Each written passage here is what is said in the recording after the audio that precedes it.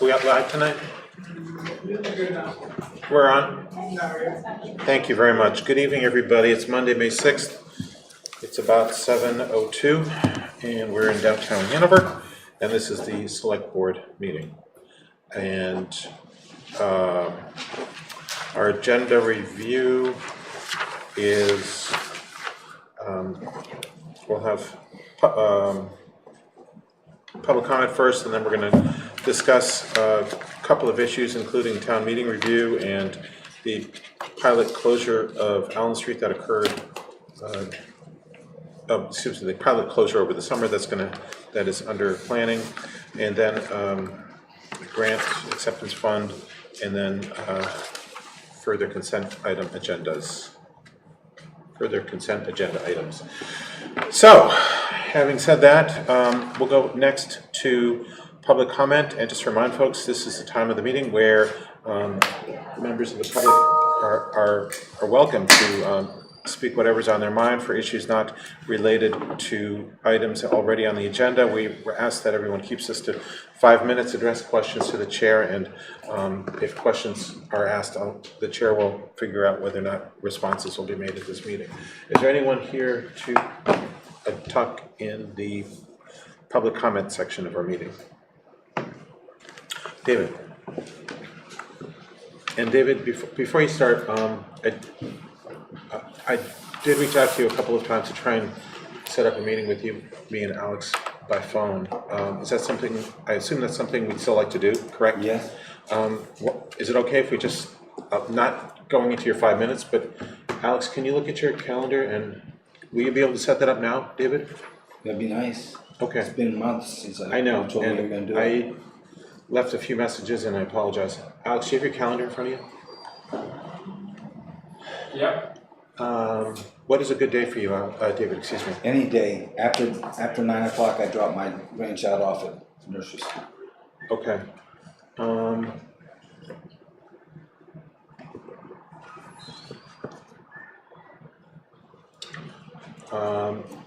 I have some mid-morning, Alex. Which day? Next week. Whenever, yeah, probably after a town meeting, maybe. Like do you have time on the 15th, Alex? I do. I definitely do on the 16th. I don't know if that's also. I could make the 16th work, although the 17th is better. 15th and 17th, I'm not sure. Okay, then let's do 16th. the 16th. Outside of 10 to 11:30. After So, that, okay, so 9:15. or 9:30. You want to do it on your way back from dropping off your granddaughter? Well, later is better for me. Is it better? Okay. Yeah. And then other than that, outside of 3 to 4. You know, 3 to 4. Other than 3 to 4. 3 to 4. 3 And after. Doesn't work for him. Oh, that's not good for you. Yeah, outside of, yeah. We're talking about the 16th, correct? Mm-hmm. How about 2? Is that too late for me? Too late, David? Oh, then late morning. How about late morning? You said 11:30? Yeah, 11:30 should be good. That should be good by 11:30. Yeah. 11:30 on the 16th? Yes. Okay. And I have your phone number, David. Good. Good. Thank you. No, thank you. Let me just put this in my calendar. Excuse me, everybody. Got it. Are you going to send me an invite? Sure. Okay. Anyone else for public comment? Hearing none, we'll move on to business requiring discussion. Wow, we got here first quickly. That's great. We have 2 items on our this little section of the agenda. The first is the town meeting review, and we did. Alex.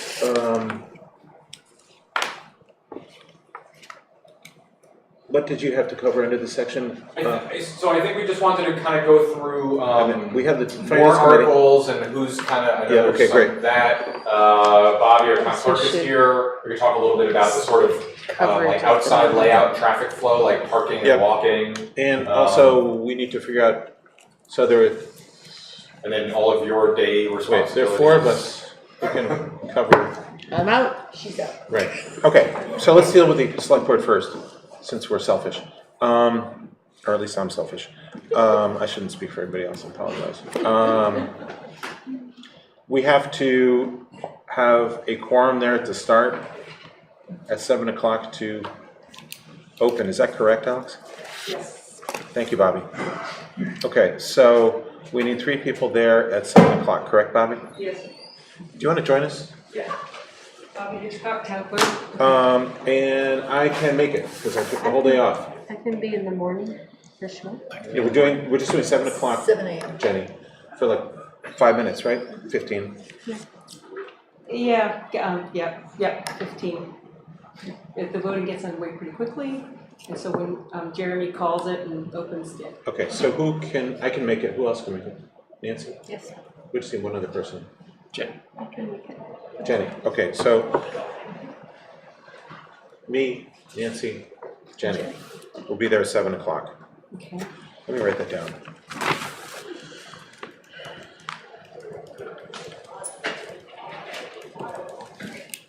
Okay, and then we need to split up the day. 12 divided by 4. I can do that in my head. I don't really care when I'm at the meeting. Does anybody have any particular constraints? This is to cover the polls for a 3-hour stretch each. Yeah, I'm kind of out 2 to 5.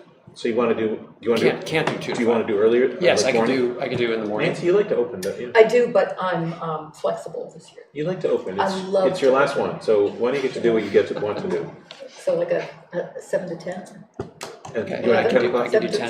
10 to 1. Okay, Jenny, what do you want to do? I'm not available until after 12:30. So you want to do the 1 to 3? 4. 4? It's 3 hours. Thank you. Math again. And I'll do the last one? Yep. Okay, that was easy. It's simpler math than when there's 5 of us. It is simpler. Okay, thank you, that's good for me to know. What else do you need, Bobby? I wanted to acknowledge that the warrants got out in time. They're posted in the appropriate places. Carrie did a great job of getting them out so we could post them. The ballots have arrived. We're testing the machine and counted. We're testing the machines Wednesday. The volunteer sign-up is coming along. A couple things. I've had contact with the police department about traffic flow. Yep. And they're practicing a new protocol, especially at the exit from the parking lot, that they want to implement at the general election, which is you can only turn left when you go out Hovey Lane. So they'll have somebody posted Excuse me, there. Bobby, so I they- don't know, I didn't catch, what did you say? When you exit the parking lot from back of the high school, they're going to implement only being able to turn left to go down the hill. Wow. As a practice for the general election where they expect hundreds of cars. Yeah, That puts everybody in that neighborhood. in the barricaded Well, you can neighborhood. come in Hovey Lane, you can enter Hovey Lane, but you can't turn right out of the back parking lot. This is their plan. So, and we've kind of turned it over to them because it was messy at It's like the time. opposite So of, of good traffic planning. it's the opposite of what also normally So, okay, happens. Okay, if it doesn't work this time, they've worked on this, they've created maps. If it doesn't work this time, we'll know it. So you can enter, we're voting from the back of the high school, you can enter from Hovey Lane, you can enter from Lebanon Street, both? So I have a really embarrassing map that's gonna go up on the website. You can only drive in, good. Okay, get that? yep, And then you can only exit Hovey Lane, Hovey Lane. okay, That makes a lot of sense. Okay. Does it? Why Yeah. don't you guys think I it makes get it, sense? I thought she But she's said, also saying that at Hovey Lane, you can only turn left, which Right. takes you right Right. past all the. Because- oh, that's okay. People Well, coming down Yep. Hovey Lane and It's trying safer to than having a make it- million people at Hovey that and intersection. Lebanon Street. Yeah. Okay. Okay. Part of what they observed was that people were coming down Hovey Lane and trying to turn in the exit to the Yes. parking lot, and that Yes. was very dicey for them. Yeah. They're trying to keep everybody safe, so. Good, Okay, safe is good. well, they sure seem like they know what they're talking about and trying to do Yeah, the no, best. no, I misunderstood what you said, Okay. I'm sorry. Fine. Okay, let's see. I also had a meeting with Mike Gilbert today about safety and fire. He looked at the possible amounts of people in the room, Egresses, there's very important statutes around egresses. So we got all those straight. We talked about those briefly in our meeting today. And unless there's some big surprise, he thinks everything will be okay in that department. Can we just pause right up on the going down Hubby, which turns into Buell? Right. We might want to suggest that they have some enforcement down that way as well, because there is no sidewalk and that is a shared space. They talked about that in the meeting, so I can Okay. check with them to see if they have a plan for that. It probably depends on staffing. They will have an officer inside the building, they'll have one in back of the building, and I don't know what their staffing is like, but I'll check with them. Yeah, and then of course, like right before 8 o'clock and right as school gets out, that would be prime times to make sure Yep. that people aren't driving quickly down that road. Yeah. Oh, and Jenny, we're gonna have 2 signs for pedestrian voters and getting them to walk this way rather than walking where the drivers are. So could you mention that? Yeah. Okay, let's see, thank you for being there at the open, those of you are going to be. And you did a great job helping pack up and seal the boxes of ballots. What did we do wrong? You were. No, you There's did a no great bu- job at the primary. We did good. So this time you'll be busy, so I had that covered. Just wanted to let you know that. I'm sorry, say it again, Bob. I have that covered Okay. because you'll be busy with town meeting. Yes, we will. Yes. Yeah. And the election group had a meeting today about that 7 o'clock prime time where day voting is ended and Yeah. evening meeting starts. Right. And trying to anticipate what might be happening there and trying to manage it as smoothly as possible. So I'm trying to think of some polite but strong boundary volunteers to help work that out. And obviously Jeremy is our go-to man in terms of acting like a traffic cop for all that. Yeah, but he's busy. He's gonna be I quite mean, busy. Oh, I He's know. busy. But I mean, he reads the room and decides whether he is or is not going to gavel it immediately at 7. He has that option. Yes, yes, that's right. And one of the things as supervisors, and we have been discussing is, what if there are a whole bunch of voters, new registrants in Yeah. the room Yes, that have to register to vote, want to Right. vote, and then join town meeting? Just how to manage that. right. We don't know yet. Any more questions? Anything I can do for you? Thank you. Okay. Thank you. Thanks, Bobby. Also on this, so Alex, did we cover everything on that you wanted to? Yeah, from my perspective. Okay, great. So organizing town meeting is set, Bobby. Sorry? Organizing town meeting is set. We don't have to.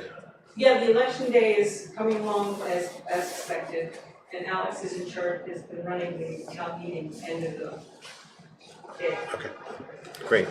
I see we have a couple members of the Finance Committee here, and I appreciate your attending. Thank you.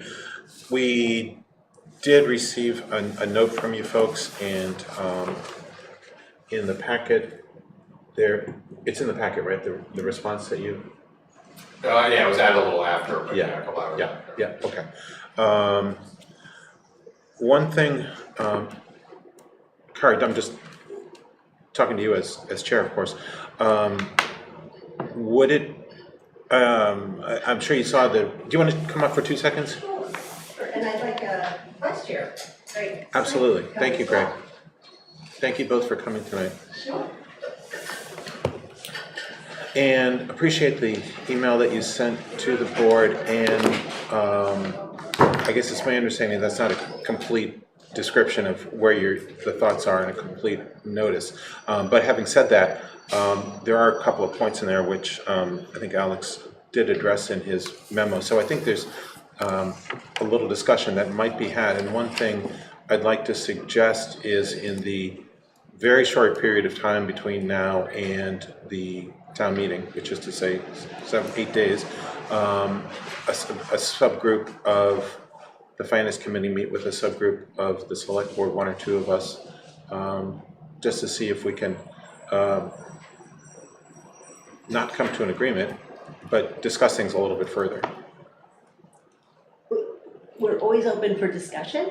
I would say that, and I am glad that you've clarified that the email that you received on a Saturday morning was the courtesy, and that part of it has been deleted from the 8-page memo. That's a long memo. It's a long memo, but I think that deleting the part of it that makes it clear that it's just a courtesy email and that it was written by one finance committee member when there was no other representation, and I wrote it, to be honest, for the sake of communication and out of respect Yeah, I for you understood all. and appreciated. Right, but the memo doesn't capture that at Great, all. great. And I feel that sort of really casts a very, unfair characterization of that email when it then is talked about as a official statement. So I think that's the one thing. And then I do want to say that because it was received on a Saturday and then again a Monday, and it wasn't until after the close of business on Friday that we received the 8-page memo response. And we had actually reached out over the course of the week to try to have better communication, to make sure that we were, paving the road for a cordial discussion going forward, and that there was no response all week long. And that in fact the memo is not a response to us either, although some of the things are kind of an indirect response. So, sure, we can try to meet in the next however many days, a subsection of us. But given that the 8-page memo is out there and it's very public, and I feel, just as it says that there were things that needed to be corrected and misstatements and that we had misunderstood and so on, and I really think that none of those things are true, that it's sort of fair not to let us express those concerns in a public way, and just to let the 8-page memo be out there. I would say too that, that was not our official statement, and our official statement had no possibility of making it into the annual report because the contracts were concluded so close to the deadline. So even though the Constitution that you worked on and that was approved by the 2004 town meeting that says that our statements are supposed to be in the annual report and mailed out to everybody because that's what we did then, there was no way for us to even do that. So I know that Greg had some comments to make about what we hope to accomplish, and I think that that is worth getting on the table right now. Okay. Well, and thank you very much for the opportunity to speak at tonight's meeting. I do have a few brief prepared remarks, and then I would hand it over to Kari regarding the collective bargaining contracts. First of all, I'd like to say that this serves as a preamble to our detailed remarks and frame our goals for this discussion and preparation for town meeting.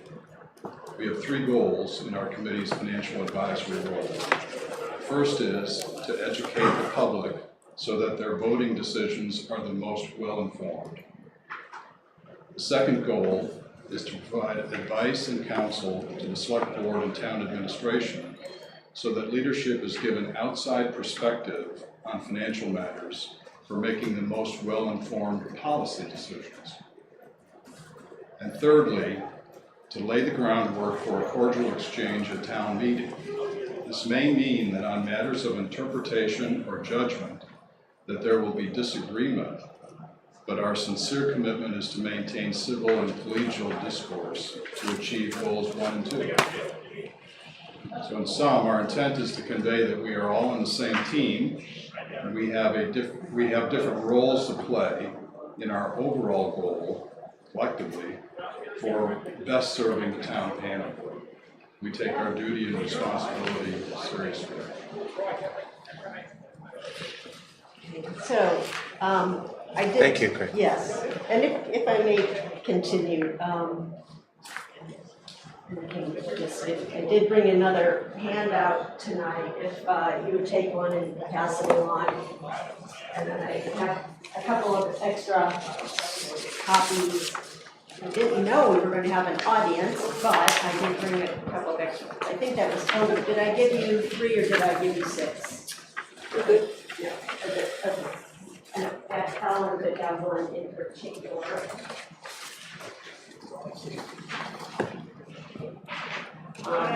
So again, we really regretted that we were not able to have a conversation before the memo came out.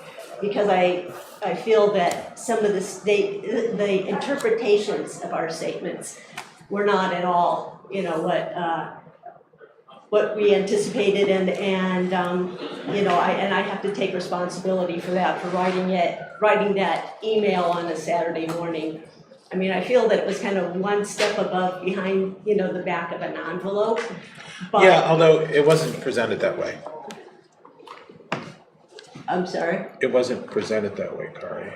Well, It was presented, I think it was, the response you received was a natural response to what we got.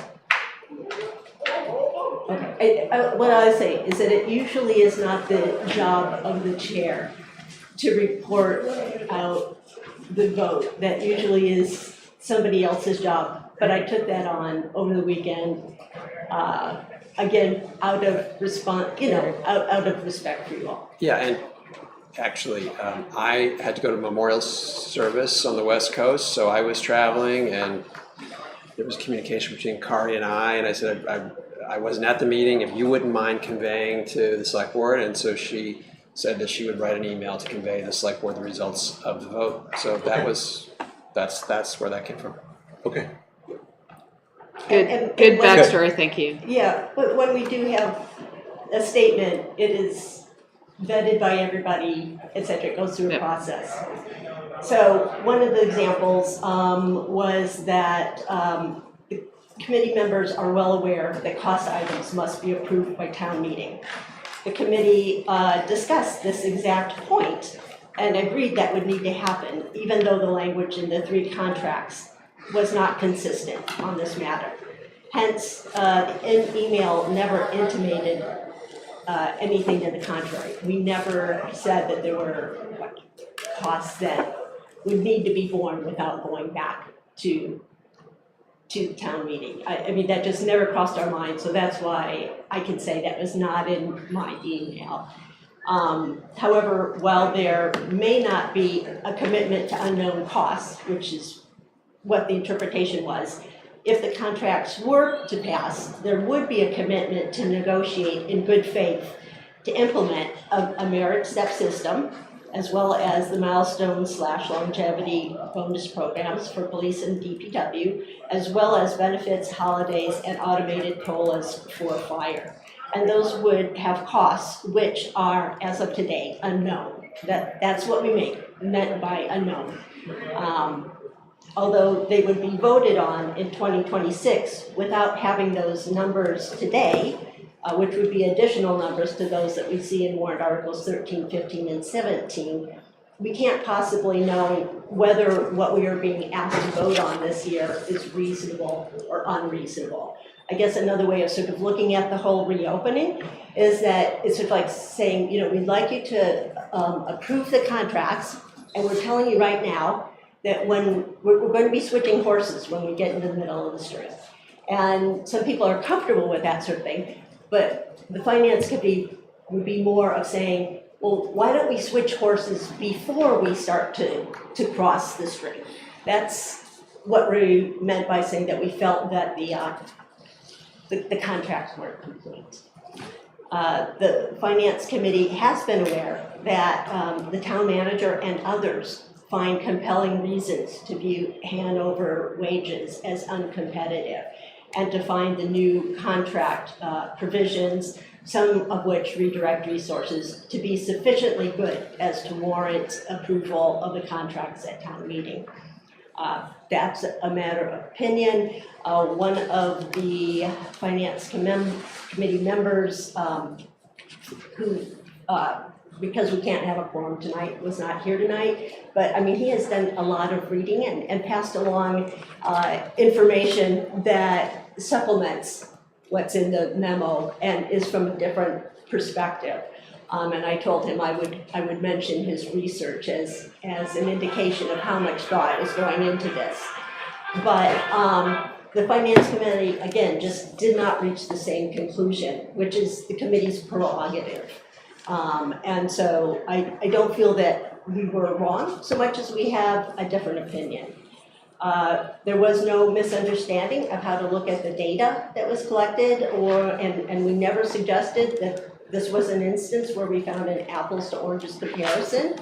I and the Finance Committee understood that all of the data was 1 year behind. The point that we were making is that if fiscal year 24 data had been used, which would have included Hanover's 5% wage scale adjustment, the results might have looked different. And in fact, we did compare our just grade 16 with Lebanon's equivalent, and we saw that in fiscal year 24 that the gap was closed for those beginning steps. So we are, from the research that we did, under the impression that that 5% wage scale adjustment did have an impact when doing comparisons. And I realize it's almost impossible to always use up-to-date data, but in this case that could have made a difference.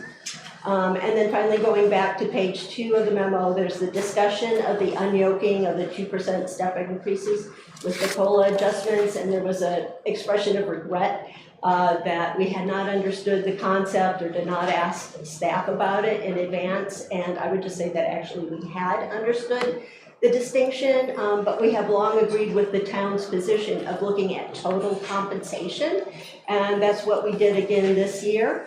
If the select board has moved away from looking at total compensation, it would be good to have a public discussion about that. But that is the handout that I gave, and that is the page 5 chart that's in the memo that I believe Alex did it, or maybe it's Ellen or somebody else. And it's essentially the 6 columns are on page 5, and it shows the adjustment of the $75,000 due to inflation up through 2024, and then you can see that the COLAs that the town offered show that employee would have lost purchasing power of $6,594. Again, Finance Committee looks at total compensation, so we look at not only the COLA but also the step. And if you do that, then in 2024, you can see that the employee's $75,000 is now worth $91,182, or better than the inflation by 1,845, or 2.1% better. So that's an example of, we're not saying that it's wrong to only look at the COLA, but we've always, for many, many years, looked at total compensation, COLA and step, and so that's what we continue to do. And to say that that we didn't understand or that we're somehow ignorant or something like that, it's just 2 ways of looking at something, and the table as existed looked one way, and we're also looking at it another. Finally, I just wanted to say that the part of the memo that did focus on our vote was that this was not an easy vote to take. We know how hard, extremely hard and dedicated our employees are. And that is why we also voted 6-0 to support the warrant articles that would allow for a special town meeting to allow contracts to go forward, but perhaps with some clarifications of things that are missing, or just more information about what the reopening would entail. And so that's a very important part for the committee's perspective, to try to send a message to our employees that we want them to have a contract. That's in everybody's best interest. Thank you very much. Are there any questions?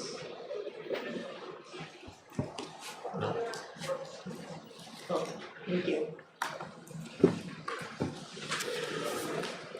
And it sounds like there's going to be an attempt to set up a meeting, is that? Yeah. I mean, I don't know there's a lot more to I say. yeah, I think you said what you need to say. Yeah, but, When do you think you're going to have a real committee-wide Memo. memo Yes. or whatever? so we have a draft that is being circulated, and we sort of realized after receiving the memo on Friday Yep. that we need to be very careful to add some of the statements that I made, because obviously what I wrote before was just not clear enough. So that has slowed things down, but I can say that, that we hope to have that in the next couple of days. Great. Great. Thank you, And Carl. and it will be shared with us? Oh, Because some of us are actually reading those articles and have to be prepared to speak to them, so it'd be nice to know all sides. yes, That'd be great. and actually part of the reason why, I mean, we definitely are of a mind that we do not want to have any surprises coming from us, which is why tonight I circulated that table so that you can see where we're coming from. Yep. Because we don't want Appreciate it it. to be a surprise. Thank you. Thank you. All right. So I think we are done with that little portion of the agenda. Are there other people who want to speak to that though? DPW guy. That's a good question, Joanna. Thank you for asking. Would anybody else like to speak to that portion of the agenda? So what? The contracts, Bobby. Come on up.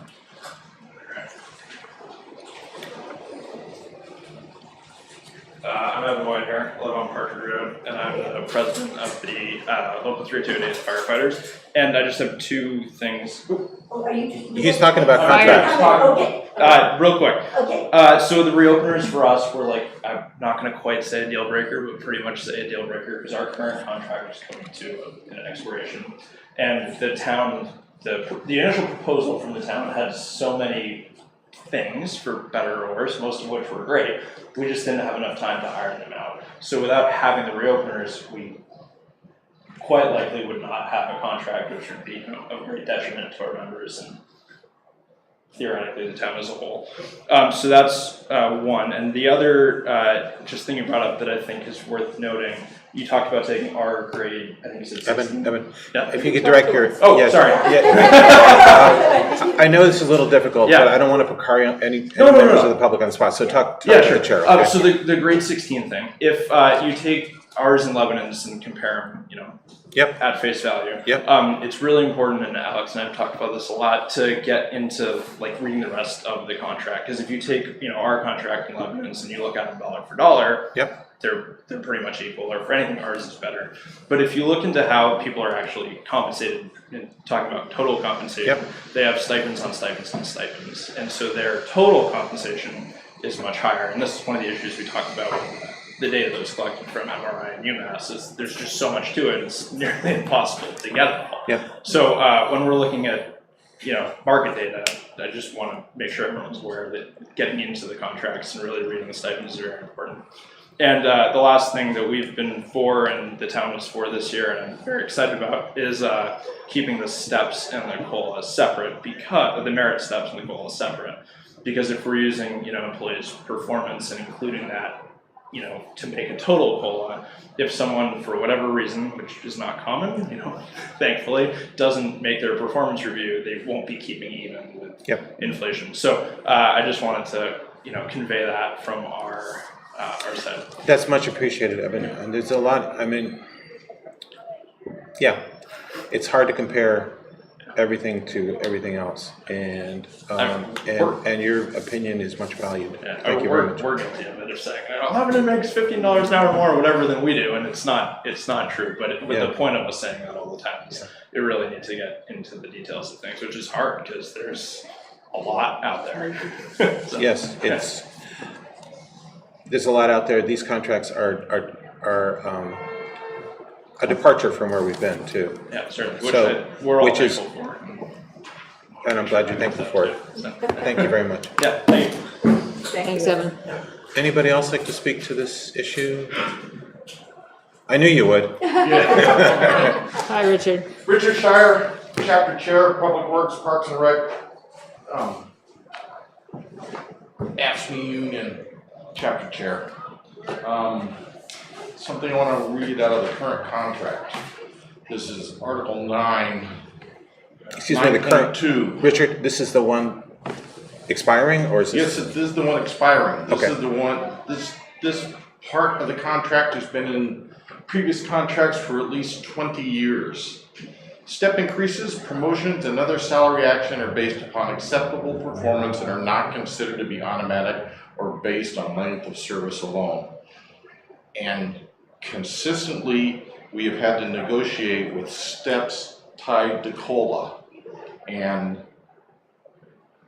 by having steps tied to COLA, that the fire representative said you're not able, if you don't meet your performance requirements, or for whatever reason you don't get your step, you're not staying current with the CPI. If they were given the CPI and the steps to keep up with cost of living.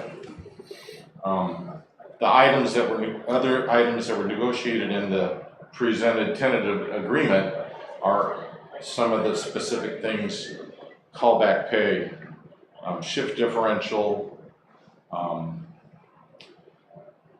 going on the clock when you're called in for emergent situations. These are items that we have been constantly trying to negotiate to get in the contract for the protection of the members. And yes, there were a lot of things in this contract, and by having the reopener for the portion of the merit pay, what do you want to call it, structure, it was always a specific topic of what to call the different structures, whether it was bands and sectors. Yes. And that was the portion that was to be determined at a later date, because it still wouldn't change the step increases that the member would get. It still wouldn't prevent those that are below market rate currently from getting a pay adjustment. Because if you look at the 29 people that are in Public Works and Parks and Rec, 3 of them make less than $24.44 an hour, which is the 12%, 15% difference for insurance cost share. The other 27, or no, 26. 26, yeah. 26 make above that, so they pay 15%. That 26 splits practically right in the middle, those making less than $30 an hour and those making more than $30 an hour. So Public Works and Parks and Rec are not a highly paid group. This is why we took the 75-cent step increase versus the 2% step increase. And the things that are in the tentative agreement are things that are keeping members here. Because of employee shortages, staff shortages, they've had to put up with significant difficulties in keeping positions filled. And for the current class of new hires for the last year, there has been nobody hired at step A. The majority have been hired at least at step D or higher, which is 4 steps up, which if it was a normal progression is at least 2.5 years experience into that position. And there are others that have been hired to the point where they're making the same pay as the person that is training them to do their job. And these were things that this contract will fix. Thank you, Richard. Thank you. Much appreciated. Thank you for speaking.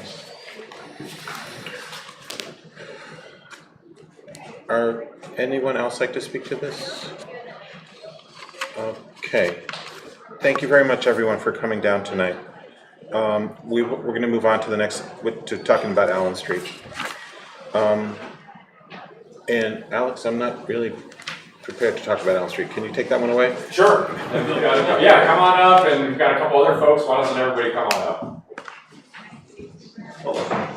And then we might grab another chair. Yeah, you've got company. All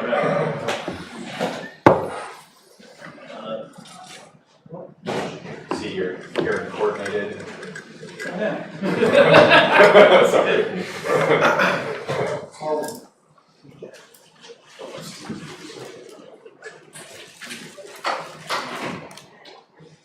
Okay, so I'm gonna do this. Oh, I forgot my I got a whole remote just for this, but that's okay. And so maybe we can start with each of you introducing yourselves. Sure. Hi, I'm Tim Josephson, Associate Planner at Upper Valley Lake Sunapee Regional Planning Commission, doing the traffic study type stuff. I'm Aaron Rivkin. I'm the Manager of Impact and Community Alliance at the Hopkins Center for the Arts at Berkeley College. Okay. Hi, Liz. Hi, Liz. Liz, say who you were. I'm sorry. Assistant Director of Parks and Rec. Thank you, Liz. Hi, I'm Kira Campion. I run Stockton Kitchen. I live here. Thank you. So we're going to run through a presentation. We're going to pass some things off kind of as we go. It's not like perfectly coordinated, but I think there'll be a couple different things that a couple different people will speak to. And so what we are doing tonight is going through a couple different pieces related to Allen Street. And so this is the proposal that we've discussed a couple times here to pilot and evaluate changes that may help make Allen Street, the downtown, more accessible to multimodal transportation, improve user safety, create new public spaces, and help support foot traffic and community and economic vibrancy. And what we're going to do tonight is go through a couple, just very quickly, because everybody on the board certainly is familiar with all the, especially after the last year or two, master plan related vision, mission kind of goals in the downtown. A little bit about some of the history of some of the efforts that we've made on Allen Street. A little bit about the proposed plans that we're talking about tonight for summer of 2024. What the next steps would be if the select board wanted to move forward. And then some time for some select board discussion, questions, answers, anything like that. And then we are hoping to get the sort of thumbs up, thumbs down tonight so that we can kind of move forward with bringing ideas back to the downtown working group and putting a lot of different pieces together for the summer. So I think I'm going to start with a couple of these slides here, just kind of doing a little bit of vision, mission, goals. As you all know, I kind of like to do. And so the vision here, it's a little hard to see. Yeah, I'm going to turn that for once, just a little bit.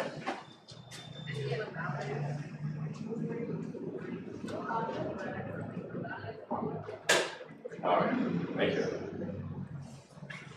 So none of these kinds of things are super, new or surprising or revolutionary, but we wanted to make sure to reference them. So what we're really talking about is changing the way some of our public spaces look in the downtown. And so I just have 3 different examples that just sort of had similar narrow kind of takes to Allen Street. So these are before on the top in this is in Auckland, New Zealand, and then below outdoor seating, some vegetation. This is pedestrian now down there, right? Lisbon in Portugal, very kind of narrow alleyway, lots of parking. Down to something with more public seating. And then the same on the third picture, which I think is from London. Again, super narrow alleyway parking to something that ultimately can accommodate more people with tables and pedestrian spaces and stuff like that. So it's just sort of a brief reference and reminder. This is the sort of general stuff that's on a lot of our minds as we're trying to think about things that we want to go forward with on Allen Street and in the downtown in general. There's a couple different kind of references to the master plan.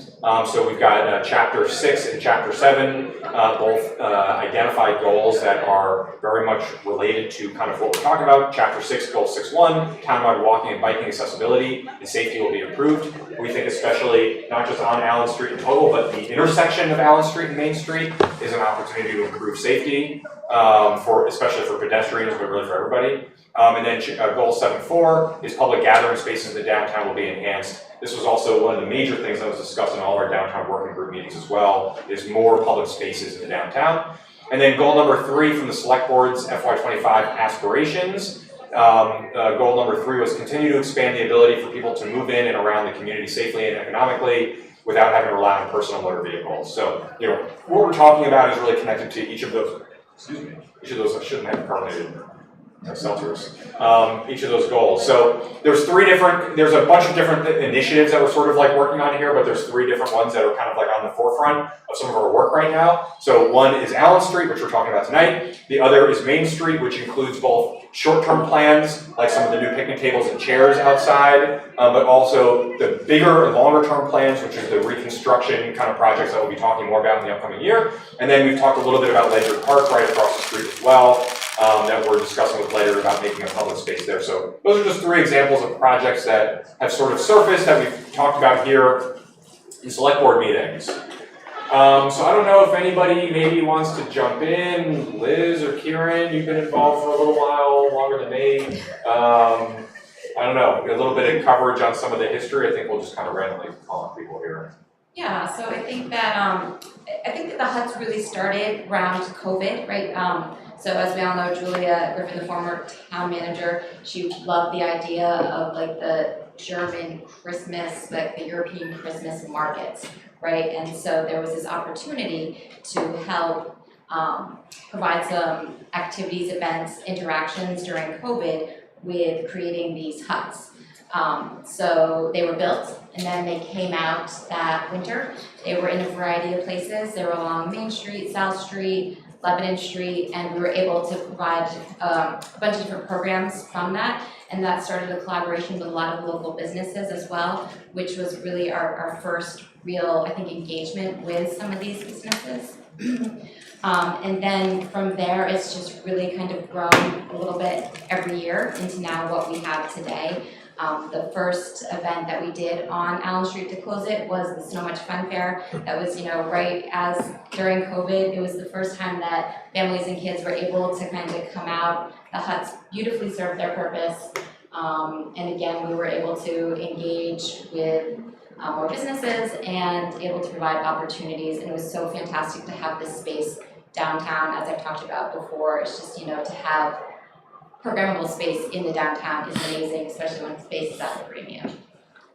So that's, kind of where we are today, moving up through just expanding last year into an Allen Street closure and events each season. So Kieran, I don't know, do you want to? Yeah, and I jumped in there sometime in 2022 with the working group and really saw the potential to expand the idea of the weekend-long event into something that was a little bit more permanent. I think, as an Allen Street business operator, it certainly has attraction from a business perspective for us, but I think also for the good of the community. It's been really refreshing to see kind of the response to these last few events that we've thrown, not just the kind of the family stuff that the Parks and Rec stuff does, but more adult focused things that we've done. I think one of our emphases as a business is really trying to encourage young adults especially to come out and enjoy downtown Hanover instead of going elsewhere. People with young kids have always had a lot of things to do, with those who don't have families yet sometimes find it difficult to find something to do. So that's where we kind of come in and including programming live music on Friday nights and one Sunday afternoon. And in this most recent iteration, we collaborated with the Hop and with Dartmouth for their new music festival, which was really just wonderful getting the town and the college and private businesses together to work on something that I thought came together really well. And so I think the surface has only kind of been scratched in these little weekend-long events. It's great, but it's also a lot of work to put everything together and just take it down 2 days later. So I'm really looking forward to seeing what the impact might be to having something a little bit more long-term to fully incorporate this outdoor space into the downtown and to give people an opportunity to discover how to use it. Yeah, and I to echo just what Kieran was saying, I think that it's amazing to now be able to start working more closely with the college and with the HOP. Aaron, I don't know if you want to jump in now. Yeah, sure. I mean, so we're doing these concerts on the Dartmouth Green. We've done them for many, many years. But the idea of being in the town and bringing people to various parts of the town, and then also drawing them to campus, so there's multiple spaces that we're sort of drawing people. I mean, the other thing is, as you may have noticed, we're under construction, and so we're always Didn't notice. Yeah, didn't notice. Always looking for opportunities for community engagement, community alliance. We've been sort of having a lot of connections with Parks and Rec and trying to find ways to work together. And this Allen Street closure would really benefit our continued collaboration, looking at future events. We're talking about, collaborating for the summer, potentially for one of the events, and then also in the winter as well, and trying to keep sort of this partnership growing. Yeah, so it's a really exciting time, I think, working with the town, the businesses, and the college. And these are just a couple photos. We had some really great family-friendly kind of events that Liz and Kieran were mentioning during the daytime. A lot of people coming out, magicians, story time. Allie was really happy to read out to a bunch of kids on a sunny day.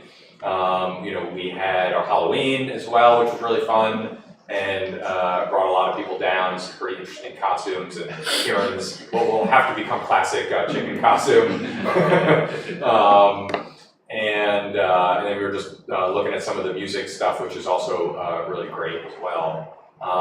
And so a lot of this is being kind of ideated in this downtown working group, which we've obviously talked about here before, because we talked about a lot of that through the conversation about the downtown district during the budget process. And as everybody here has mentioned, we've got stakeholders from property owners, business owners, tenants, to a bunch of different departments at Dartmouth.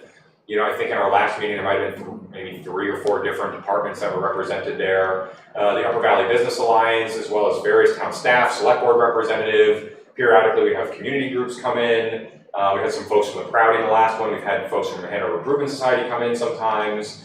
And then I think as we get into more and more parking and traffic stuff, probably on the RPC to that list as well. And that's been the group where a lot of these things have been discussed over the last couple of years.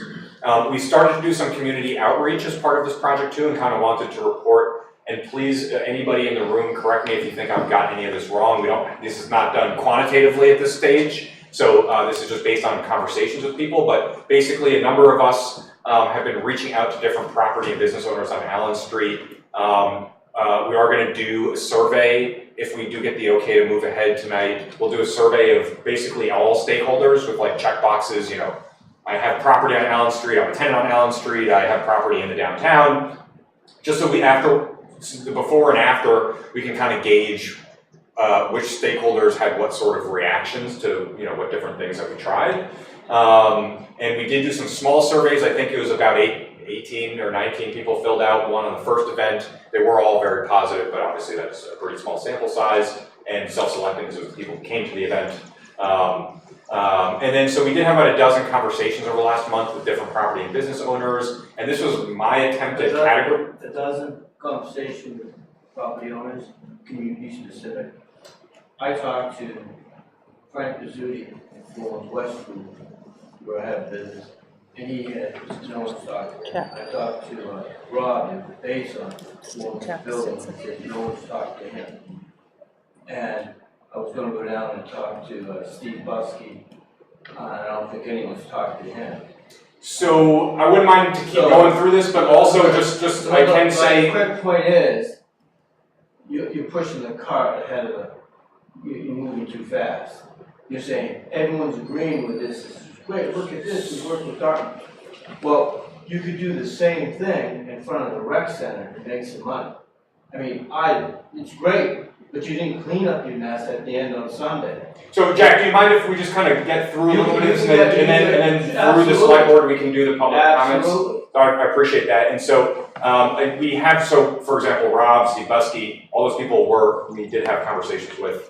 And so we're definitely not presenting that everybody agrees. If you look at the slide up there, right? What I'm saying is that about 40 to 50% of people I'm categorizing as saying are just generally supportive. They're not super concerned about negative impacts. About 40 to 50% believe there are benefits of expanding public use in the downtown, but they did express concerns about negative impacts. And one person that I talked to was just entirely against it, though they liked the idea of spaces, but they just were totally against it. So that's how I would categorize that. Again, definitely not claiming that everybody was fully in supportive. I would put about a little less than half of people were very supportive without any concerns, a little less than half supportive, but they did have concerns, and one stakeholder who was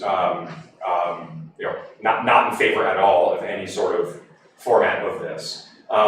In discussing the feedback that we did get from people, there were concerns about parking access, about impacts to traffic, which we'll talk more about in a second, like vehicular and foot traffic to the businesses.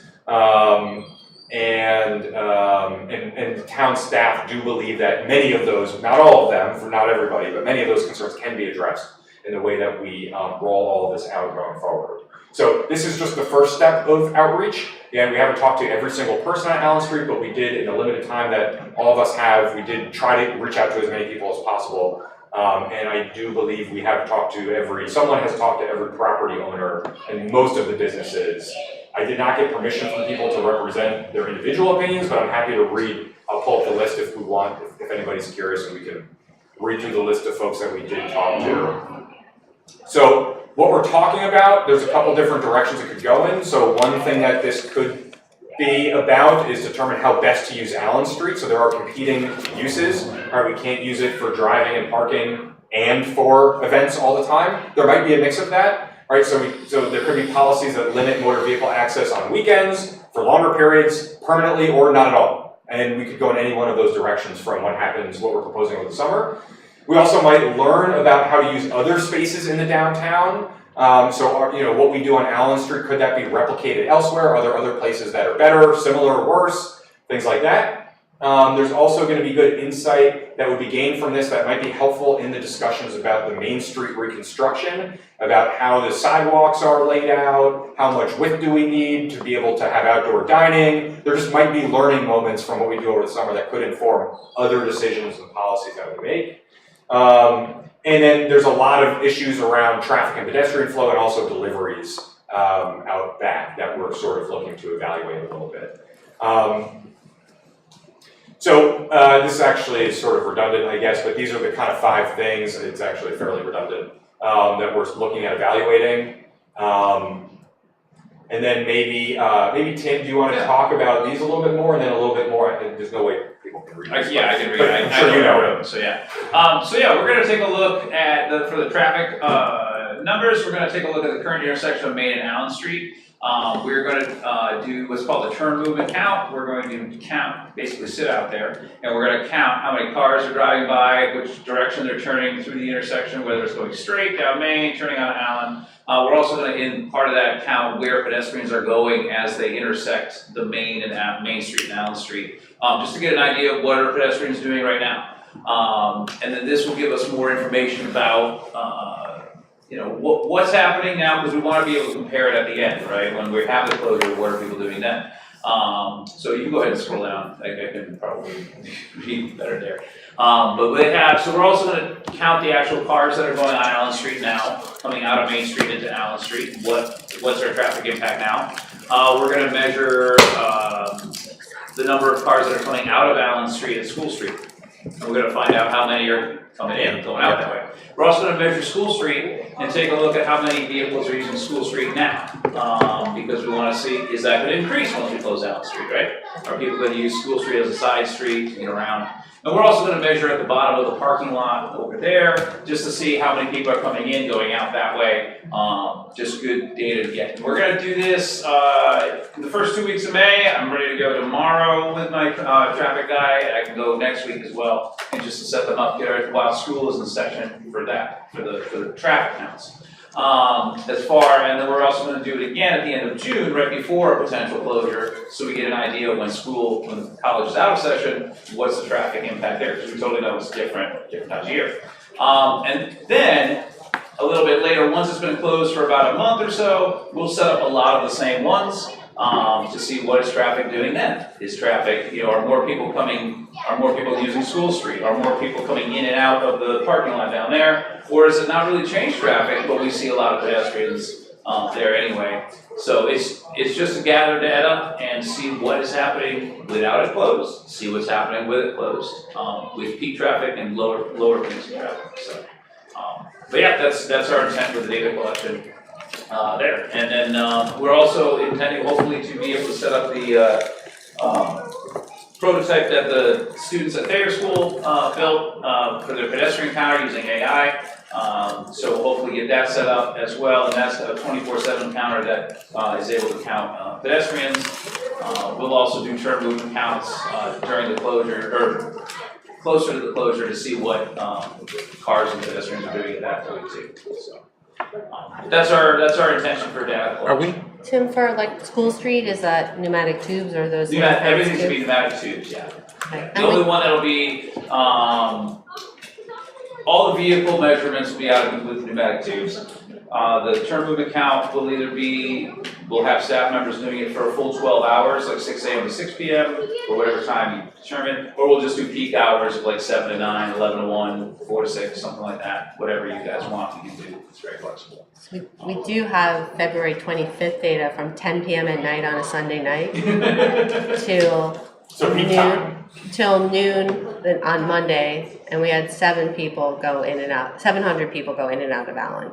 Good. By foot or by car? By foot. By foot. 700 And people. so but for reference, like Reservoir has like 2,000 cars, like going to the race school or whatever. So that's a fair amount, and 5 bicycles and 5 scooters.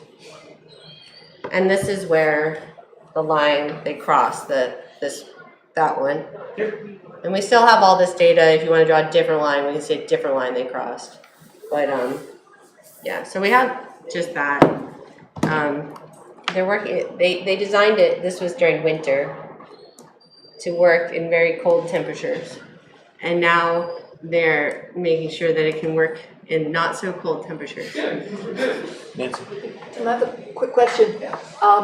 When you're taking these measurements, you are not changing anything right away. In other words, Allen Street will always be exiting one way. Yes. And the top tier of the parking, I can't call it a garage. Yeah.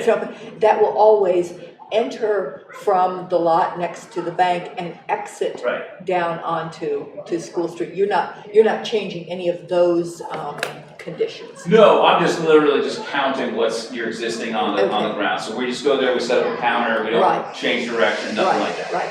But I will just mention that we have, the conversation has come up about, because I should have put a map up of the closure. I think we're all familiar, but we're talking about closing up to the parking lot entrance or a little bit before that on Allen Street, so it's only about halfway. And we have talked about the idea of making the other side two-way traffic. Not sure the width would support that, and also trucks definitely can't make the turn from School Street onto Allen Street, so we'd be a little concerned about that. But also, it's a conversation like with other I mean, there's some parking spots down there, but I don't know, are there ways, is two-way traffic more valuable? Like, do we love the idea of Allen Street being closed, but we need two-way traffic, but we don't want, like, there's all these connected pieces. So I would say, I think probably a fair statement is that nothing's like totally off the table, but we're just trying to figure out if you start moving things around, are there ways to optimize the space? Joanna? Tim, as a traffic planner, do you have a hypothesis in terms of what you think this will do in terms of traffic and traffic flows and people and pedestrians and bikes and? If I were to make a guess, I think it would increase your pedestrian out, people walking in the area. I think it'll increase your pedestrian traffic. I think after, let's say you close it for July and August, I think after about the first 3 weeks, 4 weeks, people will get used to it and they'll make their own accommodations, whether it means like, oh, I can't turn onto Allen Street now, I'm gonna go past it, come back around the parking lot, or, oh, right, I'm gonna go down School Street now, I'm gonna turn here instead. it takes people a little while to like learn and teach themselves something new. So that's kind of what we're interested in seeing throughout the scope of the entire thing. If I were to guess, I think most people would just make the adjustment of going a little bit farther into the parking lot from the back, from that side, rather than coming down Allen and then into the parking lot. Because my guess right now is most people go in there to get into parking, not to cut around or cut through too much. That's my best guess. Thanks. On the record. Yes, it's on the record now, so that people better do it this way. On the record that it's a guess. It's a guess, exactly. Right. It's a guess. It's just a hypothesis. You know, if I were to just take, my best guess, that's that people will teach themselves something different. Some traffic will filter around. Some people might say, you know what, I'm going to go park over there instead and just walk over to Allen Street. People change their habits, and you just got to see what they do. And for example, I think part of what we're interested in is that if people can't go down Allen Street to get to the other side of Allen Street, which are the different routes they're taking to go around, and where do we want those people to be going? Like, do we want people driving through the parking lot to get to the other side of Allen Street? Do we want people driving down School Street to get to the other side of Allen Street? But then you can't get in unless you can park. So we're trying to figure out where people go. And as someone personally who used to drive down Allen Street every day and stopped because I did not like the kind of car versus pedestrian on Main Street and Allen Street, and there was like a few days where I'd be making a left turn, and then the bus would pull out, and then a person would walk across, and then someone's in the crosswalk, and I'm in the crosswalk, and it just didn't feel right. And and I go around, and it takes a little bit longer, but it's a little bit different. So some of the concerns that have been brought up, about people accessing like tenants on Allen Street. So like if you're an employee, you're working in a store on Allen Street, it's probably pretty easy to get over there because you're not driving in, you're going to work versus someone who's like picking something up or going to a doctor's appointment, like in Steve Muskie's building, or potentially one of Jack's customers. We just, we don't know exactly how everybody's behaviors will be. That's one of the things we're a little concerned about.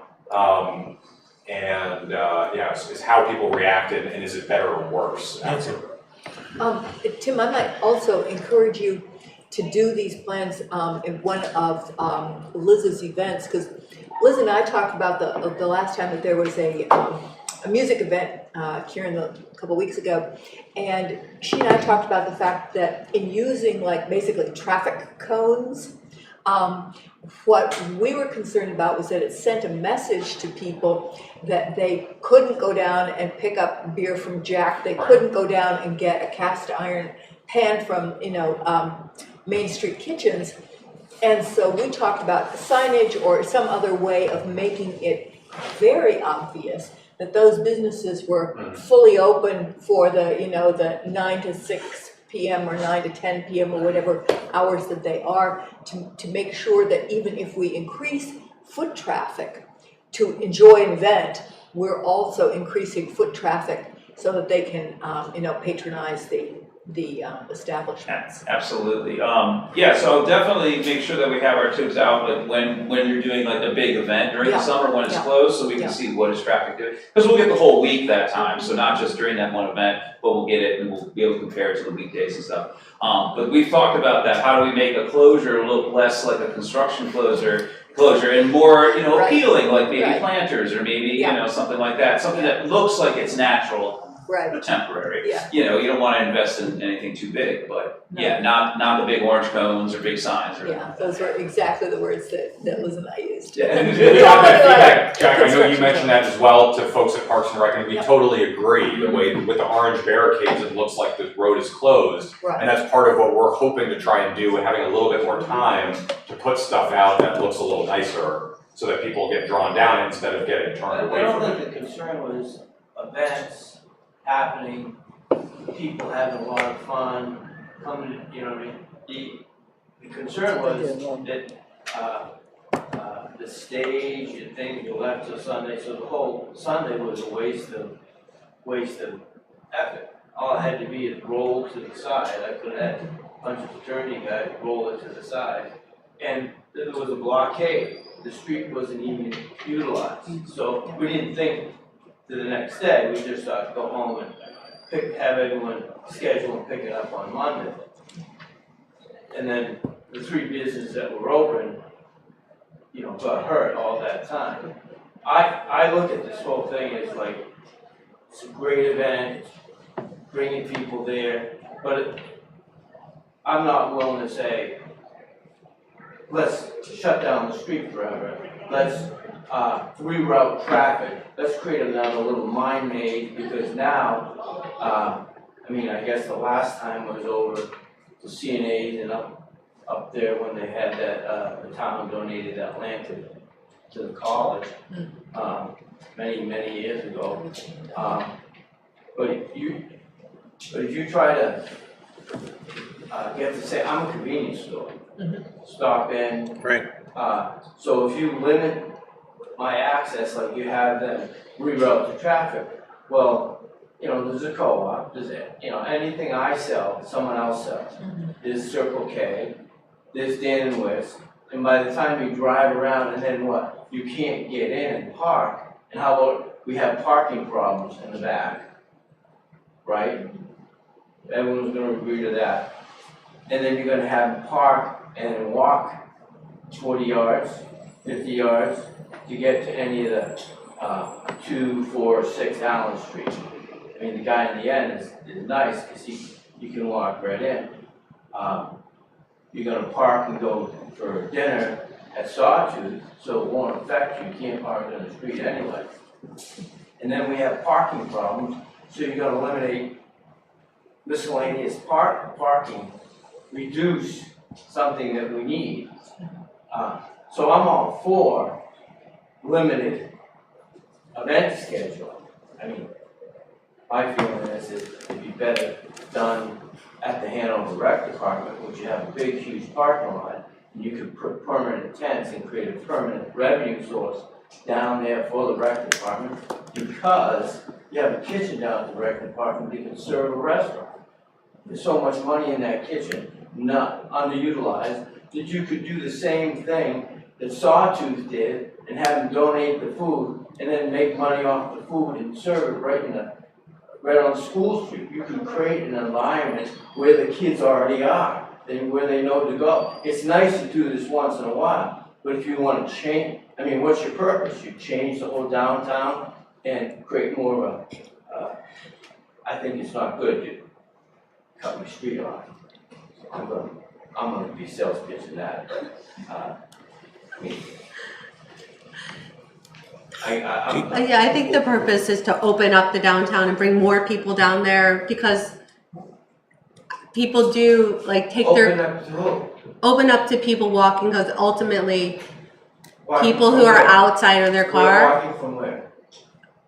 There's huge sidewalks. Yeah. There's huge sidewalks. I think what's interesting on the left side, from Sawtooth, there's huge sidewalks. On the right side, there's 2 businesses. You're gonna basically shut them down in the Basin building, and then there's 3 radio shop, Frank's radio, Michael's radio, but he has delivery right to his door, and people drop and pick it up. So you're handicapping the businesses to encourage people to walk, right? Get more people I out. think the idea is once people are out of their car, that's when they spend money.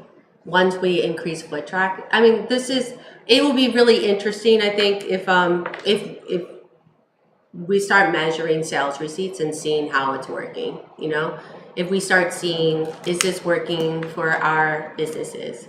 There's a lot of examples out there where it really does increase business, and there's often like an undervaluing of how much the local community spends, and they spend more. And people will come and make it like a destination if there's more of a place. You know, we think of a place like Woodstock, and people just go to walk around. And when they're walking around, they go and buy a coat they can't even afford, right? Because all the coats in Woodstock are ridiculously expensive. But once you're there enjoying like a retail environment. When I have to raise the prices because I have less customers coming in, what you're gonna do? Not necessarily. I mean, You're gonna measure it businesses, after the fact. businesses You're not that, measuring it before the fact. businesses that tend to do really well, frankly, are businesses just like yours. You know, small retail and food establishments tend to do really, really great. They tend to really benefit from increasing foot traffic and from making something like more of a sense of place and a reason to come. Where's the foot traffic coming from? The college? Is the foot traffic you're talking about right now? The foot It's coming traffic from- is Or from cars that have no place to park right now. They have no place to park, and you're gonna eliminate parking and access and restrict their ability to move I around mean, I think- town. I And think- then you're gonna say, oh, we'll measure it and we'll see later. I think if you're talking about like convenience store parking, that's really important. And I think we have very few short-term parking spots, and we probably need more. So You this is a know, like when you long-term have like, shut Allen Street down, it's not a part-time, let the rec department have fun with the kids and bring them downtown. It's a long-term process to shut down Allen Street, yes or no? this is a test. This is a test. proposal for a pilot. Oh, measure it later, you mean? We're measuring before, during, and after, but you know, if we tried to walk through the history a little bit, right? We started doing the Home for the Holidays; those went really well. People really liked those. All the huts in the downtown. We expanded that to the block parties; those went really well. People asked for more of them. We're Could they go be just as, if it's for the kids, could it, I mean, we got a $9 million rec department right down there, with plenty of parking, could you just do it in their parking lot? But that would be taking stuff away from the downtown businesses. We're Are you trying. afraid of taking stuff away? Why don't you give them more access to make money for the rec department to keep costs down? Well, and it's a perfect place, maybe you'll bring downtown. Mr. Stinson, no, I don't mean to cut you off. It's a very productive conversation, and one of the things I really wanted out of this when I was talking about making the agenda is to hear all sides to this, and that's, there you go. I have a question though. We talked only very briefly about making the School Street, Allen Street intersection two-way. I don't know you very well, but as a traffic planner, would that alleviate some of the concerns that have been raised? It would alleviate some of the concerns, especially if you're able to do some deliveries in there. If trucks are able to just zip in and out that way. I'm not an expert on turning radiuses of trucks, so I don't know if they can. That's for Public Works and such to decide. It would help. It would alleviate because it would allow some more inward motion from School Street. So you would alleviate some of the people that would go down Main and then come back around. Would it be better? Yeah, probably. Because you're only talking about a 1 block-ish, maybe a little longer, 2 blocks, yeah. So not very long, but yeah. And people drive up the wrong way. Yeah. Yes, I saw that yesterday. Which is not great. Now, that's not the reason to change it, I but, scream at them. well, Very that's. good. Personally. Good, Nancy. Thank you, Nancy. We're gonna have We're to. gonna hire you after you're off the Next thing I'm board. gonna key them. Oh my gosh. Wow, that's a Nancy, little now- violent. Nancy, No, we're- don't do we're that. You're on I television. didn't hear anything you said. That's not part of the official. That's not Jay official has a action. That's not question. official Jay action. can. Yes, hi, question in the back. Yes, is there a plan to do any work with signage on Maple Street so that when people come down Maple Street and Yes. need to turn right to get to Stinson's or some other venue, there'd be some kind of an arrow indicator? Yeah, so. I think that's really kind of critical if you're gonna direct people who don't know where they're going. Totally agree. That's one of the wayfinding the downtown for pedestrians and vehicles could be a little bit better. And it actually just what's today? Oh, it's Monday. Just recently, there was a request from a business owner to be added to one of the but no one knows how that works or who maintains that or how. Well, we put them in a long time ago and don't maintain it. I'm not sure we have an internal policy. I think there's some. So it just came up a couple days ago, Jay. Like this is a good example of something where we've talked about that as a group that could be majorly improved, and maybe we could do something temporary that doesn't look too junky during the temporary time if we do go forward here to make sure that people know the routes. That might be. Yeah, I mean, we could do that. We could do something temporary that could help too. I think that And I think in the long term, I think that would be important, if you're gonna test it. Right. To have it adequately signed to start off with. fair point. Carrie? Tim, thinking about flow within the parking lot, I think it's, I'll speak to myself. I often do turn on Allen Street very carefully. I want to make sure Alex recognizes that very carefully. I turn on Allen Street. Oh wait, that was you? Yeah, that was me, yeah. And make a left, and then start looking for a parking spot. Yep. And that top end of the parking lot is quite narrow. Yep. So if you were in fact driving up from, say, the bank, when you got up there, it's very difficult if you don't find a parking spot to then say, okay, now I have really essentially to exit and drive around the block again. Yeah. Which would be very frustrating. Yep. So I'm not sure how you deal with that. But, Not much I can do with that type of behavior.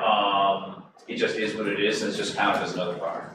Yeah. Well, no, but will you be able to gauge the extent to which if you do this pilot, the extent to which people are being forced to, or the extent to which traffic's getting jammed up at the north end of the parking lot? No, it just basically, it measures hits over a tube. So it's just measuring as something passes over it. So it doesn't like measuring backups or anything like that. But I mean, it would be able to see like, a bunch of cars went at once. But it doesn't measure, the technology's not there to measure that.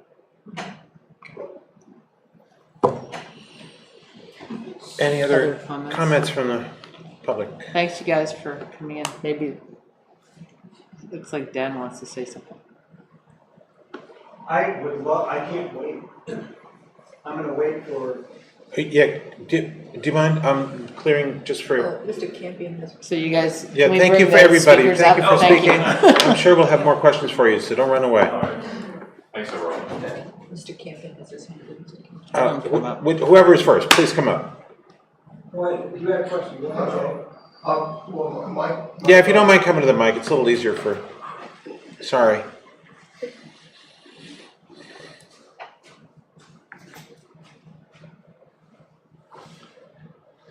My only comment was that I think it's really critical, since we're gonna be doing a measurement before, during, and after, that we have things set up in a way to maximize exposure from the beginning, like this signage. Mhm. And I also think that it would be wise, if we're going to, for the first time out, to keep our traffic going the way it's going, rather than going with two-way Allen Street traffic on the first effort. I just think that. Change at once. I think we need to, and then that might tell us what changing the direction on Allen Street would do. I just think that it might be too much to evaluate at the same time. And I also think that it would, one, if you do go two ways on Allen Street, you're gonna lose even more parking spaces, which are certainly precious for us back there. I couldn't find a place to park here right now when I came in for this meeting.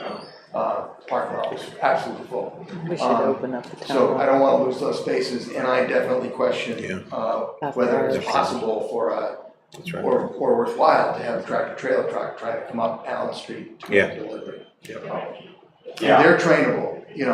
We can get those trucks to drive the way we want I them. don't know, what about what is it, up in the White Mountains where they keep getting stuck in? Smugs. That's right. So, and I appreciate you bringing that up, because one of the things I forgot to mention was, we didn't spend a ton of time on the delivery truck piece of this, but it is actually something we spent a fair amount of time talking about internally. Yeah. And there's a couple things that we'll probably do either way, like some of there's a delivery only across the island in the back there, which is really only for deliveries, but there's often cars parked there, and perhaps, I can't throw this out, but I need to talk to Rob and Pete, get Tim's advice as well, but there probably could be some yellow paint out there to prevent because if trucks can park there, then that keeps trucks from parking in other places and taking up other spots. And part of what we've talked about doing this year, and part of the reason we wanted to start working more with the RPC, is to pull a teeny bit of capacity of traffic-related transportation stuff out of current staff, so that we could do a little bit of a parking utilization study internally and look at employee permits for business owners, and just see if we can move some things around that create more short-term turnover spaces, which would agree we actually don't have, even though we have a lot of spaces, they're not turned over as frequently as they could. And we've talked about different ideas that other towns and cities in New Hampshire have modeled like the escalated pricing stuff we've talked about in our downtown group a bit, where you can use app. There's all these different like dynamic pricing that changes the cost of parking depending on where you go. There's all sorts of different things to try and get more spaces available for shorter term parking and move the longer term parking kind of further away from the core. So hopefully we can, but it's an interesting point about not changing too much at once. Yeah. That might make things more confusing. Sir, you want to?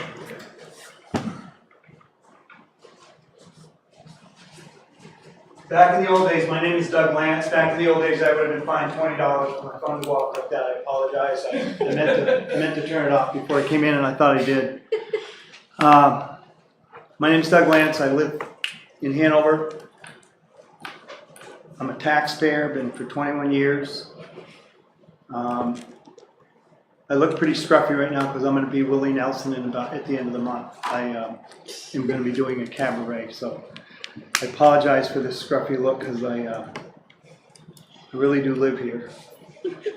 For those that, I think most of you know that I'm the parking meter guy on the streets. My dad years ago said the first impression you make might be the only one you ever get, so it better be good. And I take that very seriously every single day for almost 8 years now on the street.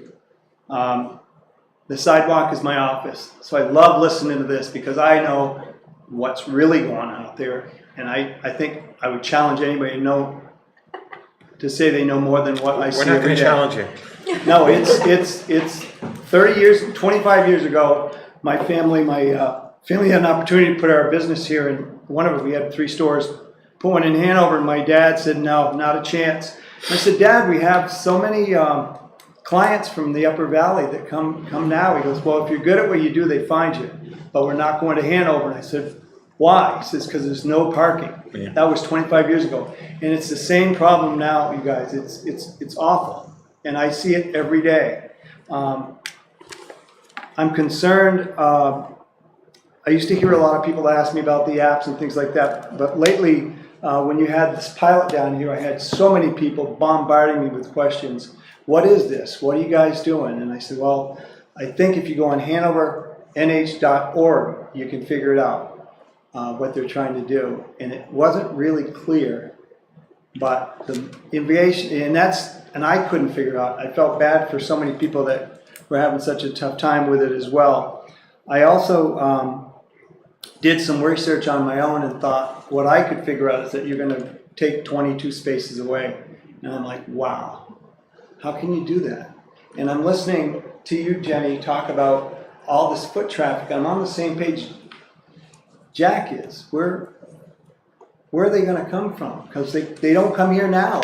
And I know this for a fact. The number one reason people don't come to Hanover and shop is because of parking. There is no place to park.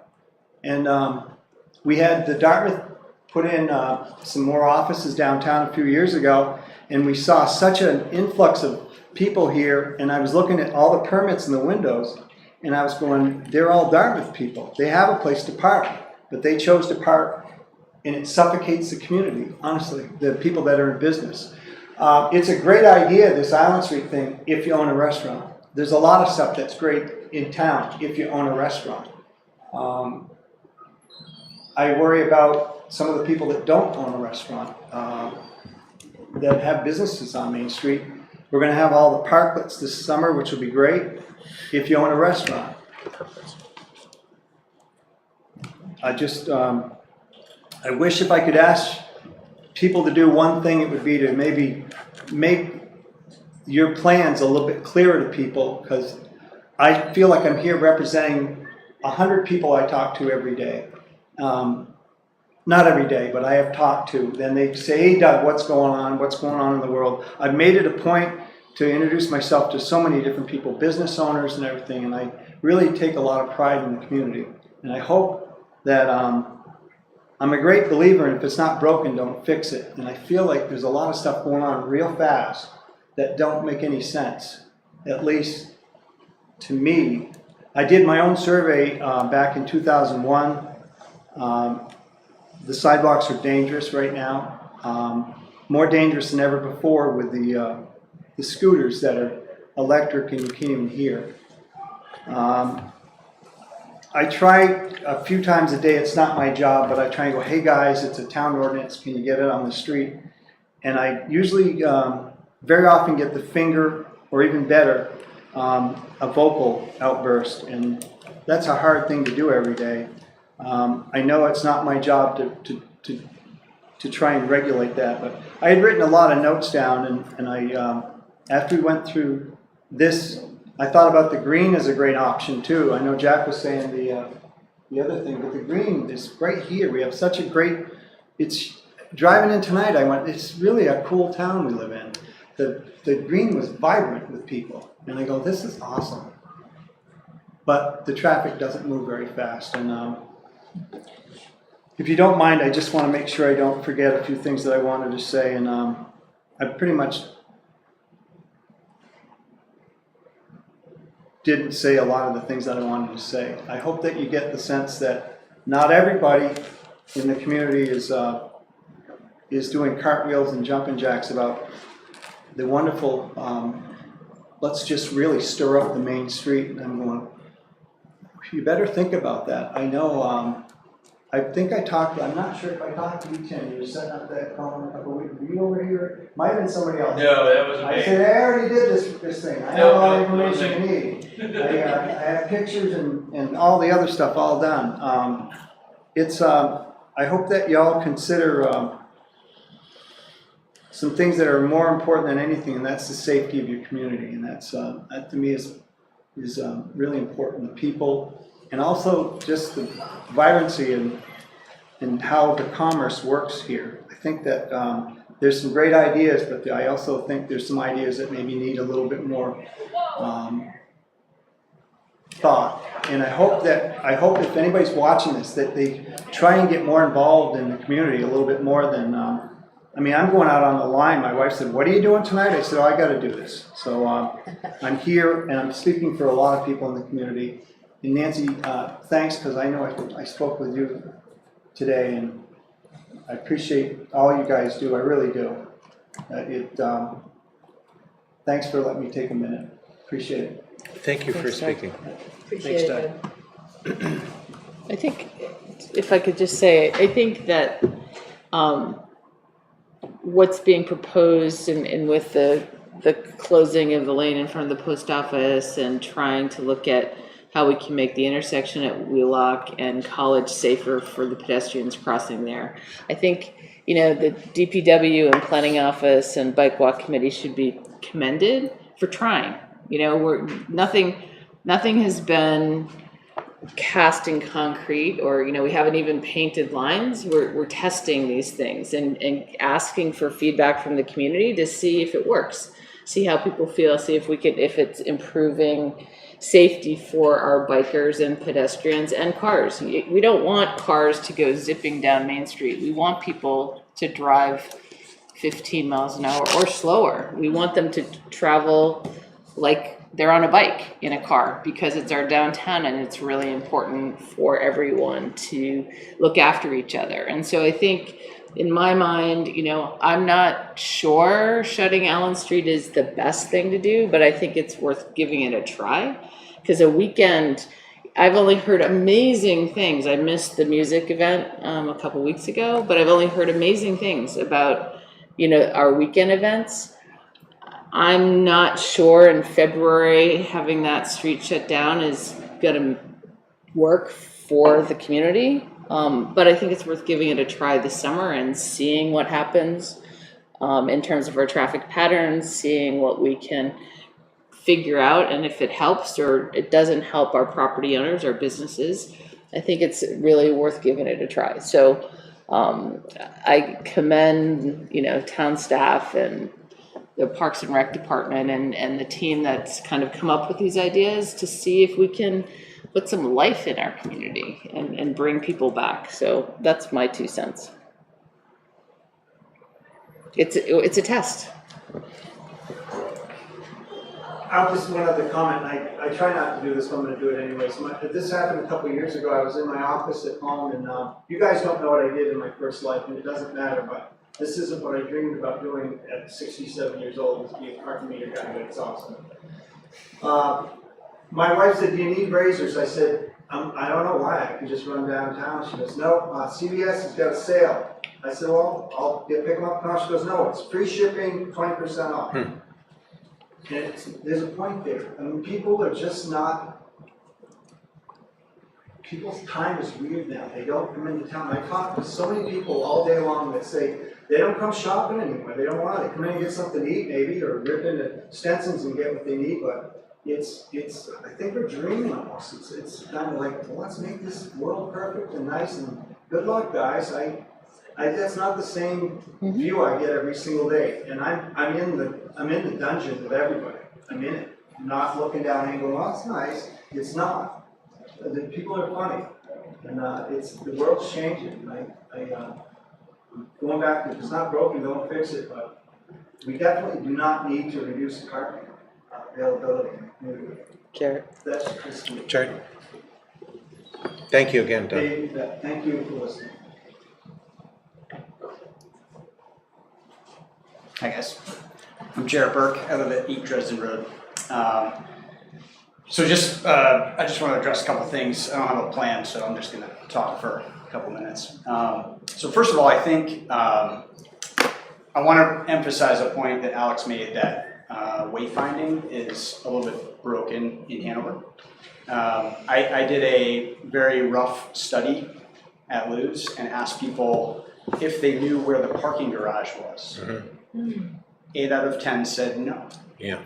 Okay, most people who come to Hanover, whether they live in Hanover or not, don't know. And that includes employees and visitors, and specifically visitors. They cannot find it. The other point I want to make is, downtowns have changed several times over the course of the last 50 to 100 years, right? So if you look back to the 40s and 50s, more people had cars and refrigeration became a thing, right? So everyone used to come downtown to get all of their groceries, all of their things, and a lot of them, these many one-car families, so people used other forms of transportation. So now we have this change, right, where supermarkets kind of draw people away from downtowns, and many stores die as a result, right? So then the 1980s, we have strip malls. West Leb kind of becomes actually more like the 70s, and convenience becomes really important, and people can drive up and park right in front of the store they want to go to and go in and get the thing that they want and leave. And many stores in downtowns like Hanover suffer as a result. And then we have e-commerce starting in the early 2000s, right? That changes things, just as Doug mentioned. And now we have COVID, and e-commerce is even more of a factor than it ever was before. So I think the important thing that we have to do, and that many of the people that are in this downtown working group are trying to do, is to figure out what is next for downtown Hanover, because right now it's not doing super great. Okay, I think there's a lot of there's a lot of stores that are doing fine, and I'm fortunate to be one of them that's doing fine. But we could be doing a lot better, and we see a lot of retail operations that are not doing great and could do a lot better. And I think when people think about downtown Hanover, we can't think about what it was in the 1970s. We have to think about what it's going to be in 2020, 2030, 20 whatever. And I think those things are going to be, people coming to town for experiences, people coming to town to be with other people, right? And it's not going to be the same reasons that they used to come in the past. So I agree, Jenna, with everything you said. That I think it's great that we're trying. This is a 2-month experiment to see how it goes. And Jack, I'd be really curious to see, how sales this summer compared to sales last summer. And I think if we do it right with better signage, making some of the parking and kind of directions that we drive on Allen Street right, my hypothesis is that your sales are going to improve. So thanks. Thank you, Jared. Thanks, Jared. Would anyone else like to speak to this point, this discussion? It's been a great discussion. Exactly what I'm hoping we were going to have, Alex. So you're asking not really for a vote, but for a thumbs up, thumbs down as to whether or not we should go ahead and pursue a pilot. There's been a lot of discussion. I hope you've taken a lot of good notes, Alex. Board? I was gonna say, I think it's pretty clear that we would need something that's not like an orange barricade, and that we would need good signs. Like that, without that, it's probably not worth doing or trying. I also think it's really important. We heard some of the data points that, kind of baseline data. And I think it's really important that all of the property owners and the renters on the street know what's coming. So kind of, we've talked about the value of communication in advance of, shutting down the street. So, I mean, I think it would be really important to say, okay, this is the data that we have, the pre-occupancy survey data, the traffic data, and then mid-range, how are things going amongst, and this is kind of for the working group, and, how do we collect that information from, Survey Monkey's pretty easy to, kind of say, hey, we're doing this survey in, end of May, we'll do it at the end of June, or what are the dates you're looking at? We're asking for July and August. Okay, Yeah. so we're doing it, mid-June. Oh, that's a crazy time, but whatever. Mid-June, yeah. Yeah, I mean, I think it's really important to have data because we need to be able to really look at it at the end to have a really valid assessment of what's going on. And I think that, it's important that our departments are aware of part of this conversation. And so, we're collecting if there's any crash data from, police in emergency, are we making sure that emergency services can get up and down? And so kind of a comprehensive look, because this is 2 months, our lane shutdowns were for like 6 weeks. So I think, and you could get around by car, this will be closed off, completely. So I think if we have that protocol in place, I can buy into this. I'm a little concerned about the duration of the parking that's close by, that we don't have enough short-term parking near Allen. And we made it, longer back in November. So. Well, maybe that's something you Yeah, could look we'd be into, happy because to have any, we could talk more, Jenny, because we could also, I would sort of agree a little bit with part of what Jay was saying, is not to change too much stuff at once, but also if there are some changes we could make to parking hours during this that allow, maybe, we also look at our fees. Or if we could see how that, shook out. Yeah. Because it sounds like, I don't, perhaps Doug can speak to it. It sounds like it's now harder to park right behind It's town. very difficult. I talked to Chris McEwen, who's the supervisor today, about some of the things they might be doing down on West Wheelock with some building and doing some stuff down there. And he said that every season the freshmen that can't park on campus call, and the parents call the town office and go, hey, we need a permit to park. He goes, there's a 6-month waiting list for any parking, permitted parking in the garage alone. There's really not a lot of parking. And I see it because I walk it every single day. I walk all over town, and there's not a lot of parking. Okay. Oh, I think to that, Jenny, there's opportunity to go to, it's 15-minute parking in front of Jack's Place. And maybe there's parking behind here that could be 15-minute parking. Yeah, and maybe take away a 15 spot, I think. Actually, Jack's is 2 hours now. It's 2 hours now. The ones in front? When did that will happen? probably really hurt your convenience. I remember saying, why do you guys do that? I grew up in business, by the way. Who did that? It's been 35 years. Sorry, 1 second. When did that happen? They switched the meters to 2 hours. There's there's 9 meters on that street, but 4 in front of Jack's. Right. And there used to be 20-minute parking, Yeah. which was great. Yeah. People got in, they got their coffee, whatever they needed to do, and they moved. They turned it into 2 hours. Now people camp out there the whole day. I don't know how that happened. I don't either. I think we have we're to look looking, at that a yeah. little more, yeah, because those on-street spots shouldn't be 2 hours Right. really anywhere. I think, But what I was also- gonna say is, we're supposed to, in June, reevaluate our Right, the rates and fees, fees. rates and fees, and I think that that's something that should be Well, and perhaps carefully. hours and. And hours, yeah, Those need to go back to temporary, regardless of or what we do. 15 minutes, so. Yeah. Yeah, that's what I meant to say, sorry. They're all But if, temporary. yeah, if those were our short-term parking spots on Allen, and if those would not be available, then we would need Substitute short-term them. parking Right, spots. somewhere else. Elsewhere, Agreed. very close, like We have right. 10-hour parking in Marshall, which is over here. We have 10-hour parking in SN 63, which is that little thing above. That's And that 10-hour used to be parking. shorter. All of lot 1 is 3 hours, which is behind the Nugget. That's all 3 hours. Allen Street's all 2 hours now, it used to be. There's 10-hour down on Crosby. Otherwise, everything's 2 hours.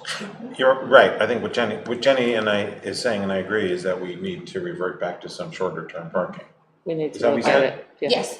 We need to look at it, so let's not, Okay, we let's need to not look at it. resolve I'll come back parking with here. some- I'll work with- Let's- Yeah, Carrie's got yeah. some suggestions. Parking is important, but, Yeah. Nancy, One suggestion, the first place, especially if we're closing Elm Street or getting people to still buy items on Elm Street, the one place that I would absolutely take away the 10-hour parking is that top part of, what is its That's name? called SN 63. SN 63's gotta go back to 2-hour parking. We did that 3-hour. for actually business owners as well as some of the people Right. that work in town. I know, at 7 o'clock in the morning, 7:30 in the morning, it's completely parked out. You can't even go to a 4 o'clock Nugget show and hope to park up there.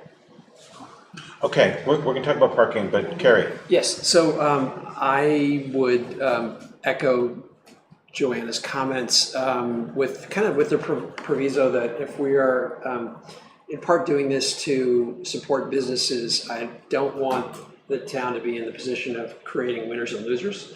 And if to the extent that some businesses are losing out with this shift, I think we ought to have some sort of an appellate mechanism to maybe think about the duration of the test. Yeah. I mean, if it's clear that some businesses are suffering, we should be sympathetic to that and think about, the virtues of data collection over 8 weeks versus, hey, this is impinging on some businesses. We should have some ability to rethink and change course if necessary. I will be honest, that might be a little challenging if we've bought things, made contracts to pay performers, booked events, some businesses are gonna be buying stuff for the 2 month. I would just offer, I think we wanna collect data and make adjustments midstream, but I would just say it would be difficult to start and then commit to 2 months and then stop. That would be a little challenging. Wait a minute, That's, we're committing to 2 months, right? yeah, but And what not Carrie was beyond. suggesting was an ability to stop after a month or a few weeks if it looked like it wasn't If going it's well. clear if it's clear that some businesses are being impinged by this, that maybe it's a 6-week trial, not an 8-week trial, just to give some relief to businesses that who believe they're being hurt. But I would also just add from the staff, I think some of the concerns we think we can address. So there's a perception, and parking is always a difficult, every single place that I've worked, it is always a debate. There is some good data, some bad data about what actually happens, about people's behaviors in parking. But I think we're very much all paying attention to it. We had a contract with the Regional Planning Commission, they had tons of expertise on traffic flow. We've got our own experts in-house. This is like super high priority for us. Okay. To make sure that we're able to hear the concerns. I mean, we've talked to everybody that we could talk to and tried to adjust feedback, but I think 2 months is a decent amount of time to play out what the effects actually would be. Bobby? Question, Alex? Bobby? Sorry. If there are businesses that are experiencing serious hurt pretty quickly, can they come, is there someone they can come to you or a select board to let you know that? 2 months can take a business out. if their sales drop really low? Yeah, I mean, so we're in contact with a lot of the businesses, and I think that, again, some sort of mechanism for trying to make a midstream adjustment like that is just really, really challenging. And there's a lot of logistical complications. I mean, imagine changing all of your plans for an election halfway through, Bobby. There's just a lot of pieces on the board. So we do have our... Alex, I mean, there's a lot of specific things we could respond to, though. I mean, if the For problem sure, is... for sure. I mean, if But yeah, someone, we're, right. if it's a parking issue, or if it's a signage issue, or if it's For we don't sure. understand what's going on For issue, we need to be able to respond during the project. We've committed to doing all of that, yeah. For sure. So a business owner should come to the town manager or the select board? Yeah, I would say they should come to me and we can figure out where they should go next. Okay. And I'm not sure, I mean, I would say that would probably be the best way to handle that. And we can bring them to we can invite them to our business group meeting. There's a whole bunch of different ways of things that we can do. Bobby. Yeah, married to a business owner, I was going to say, if sales start to tank pretty quickly, things can get serious. So I just want to advocate for business owners. That's I think why that's what we're all we're doing this, yes, and it's, thank you. Mr. Campion. I do think it's important to separate this experiment from the ongoing parking issue. Yep. The parking issue has been here forever and ever and ever. And I think we need to take steps to create actual new spaces that will actually provide spaces for employees that need long-term, so that when you take long-term away, it can go someplace else. Remote lots, all sorts of things need to be done to really address the parking situation. But that's separate from what we're trying to do here. And it's really easy to conflate those two things, but I don't think we should. Thank you. All right, board, why don't we take a vote? I think it would also be really interesting to have baseline data if when you talk to businesses and they're willing to share, that way we can really get a handle on what's going on. Agreed. All right, so I'm going to speak for the board. It sounds like the board is in favor of going ahead with this pilot with all of the concerns that we've spoken about. So it's not like there's a lot of issues that need to be ironed out. Yeah.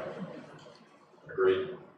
And as, I guess I would add to that, as you iron out the issues and, we get specific framework for the data collection, which I think, you framed it nicely, but as we, what are the survey, I think it'd be good if you could report back kind of on a regular basis, kind of this, how things are going and kind of, I think communication is going to be really important, and just posting it on the website. I know that there's the Come Downtown website, but I think we need to do a lot more than that, so people know that when they drive down Main Street, they can't turn right. We really need to do an all-out, and why we're doing it, and that it's a pilot, and that we want feedback. So I think it's exciting to do stuff to reimagine downtown. So the 5 things I have is this general communication with the town and the world that we're doing this, because we want them to come. How we're gathering data, some of which Tim already explained, and other data that we're getting, addressing the aesthetics so that it not, don't come, it's come. And making sure we have short-term parking available. Yep. And really good wayfinding, particularly business wayfinding. Did I miss anything? I think you got it. Good summary. Yeah, very good summary. Thank you, Jennifer. All right, I think we're going to close discussion off if everyone is okay with that.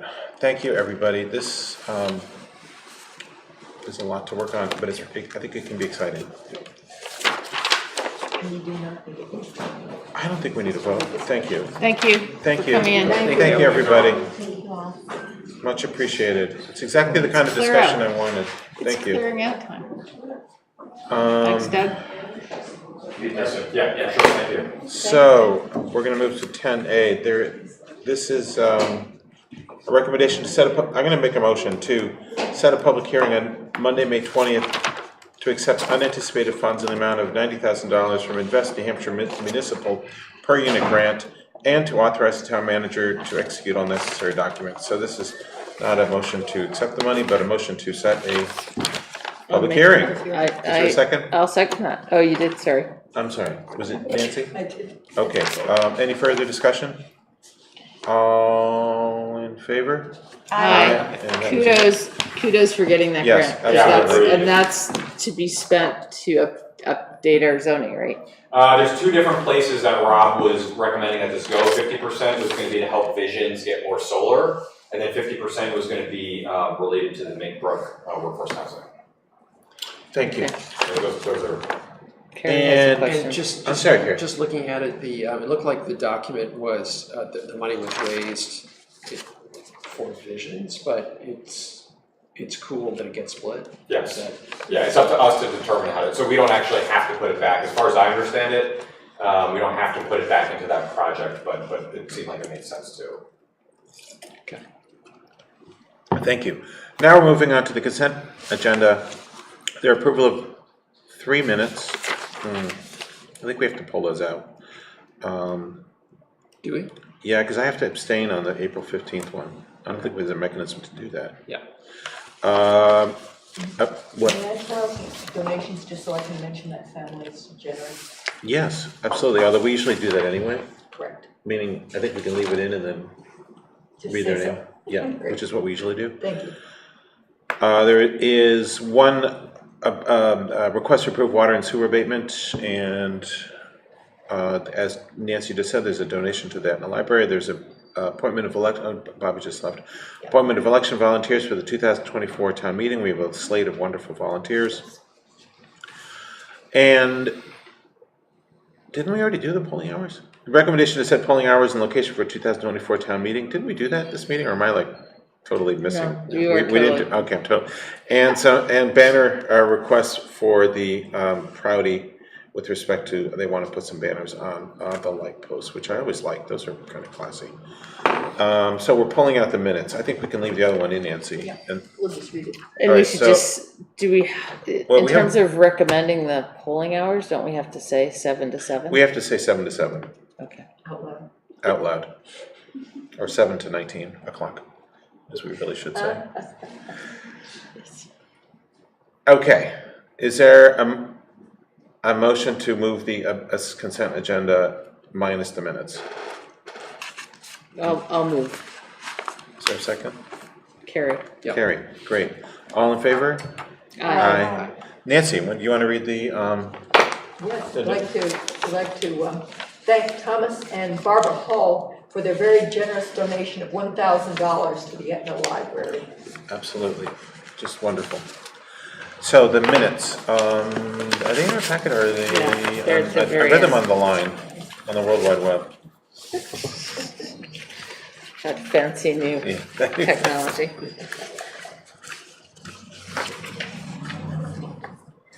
So first we have April 1st. Which meeting was that? That was, It's all a blur. so long ago. I looked at this and I didn't see anything. Did anyone have any issues with respect to, April 1st, no. April No. 1st? I'd like to make a motion to accept the April 1st minutes as presented. Is there a second? Second. Great. All in favor? Aye. Moving on to, and that was unanimous. Moving on to the 5th. This is the 11:30 one on a Friday. Which reminds me of a Taylor Swift song.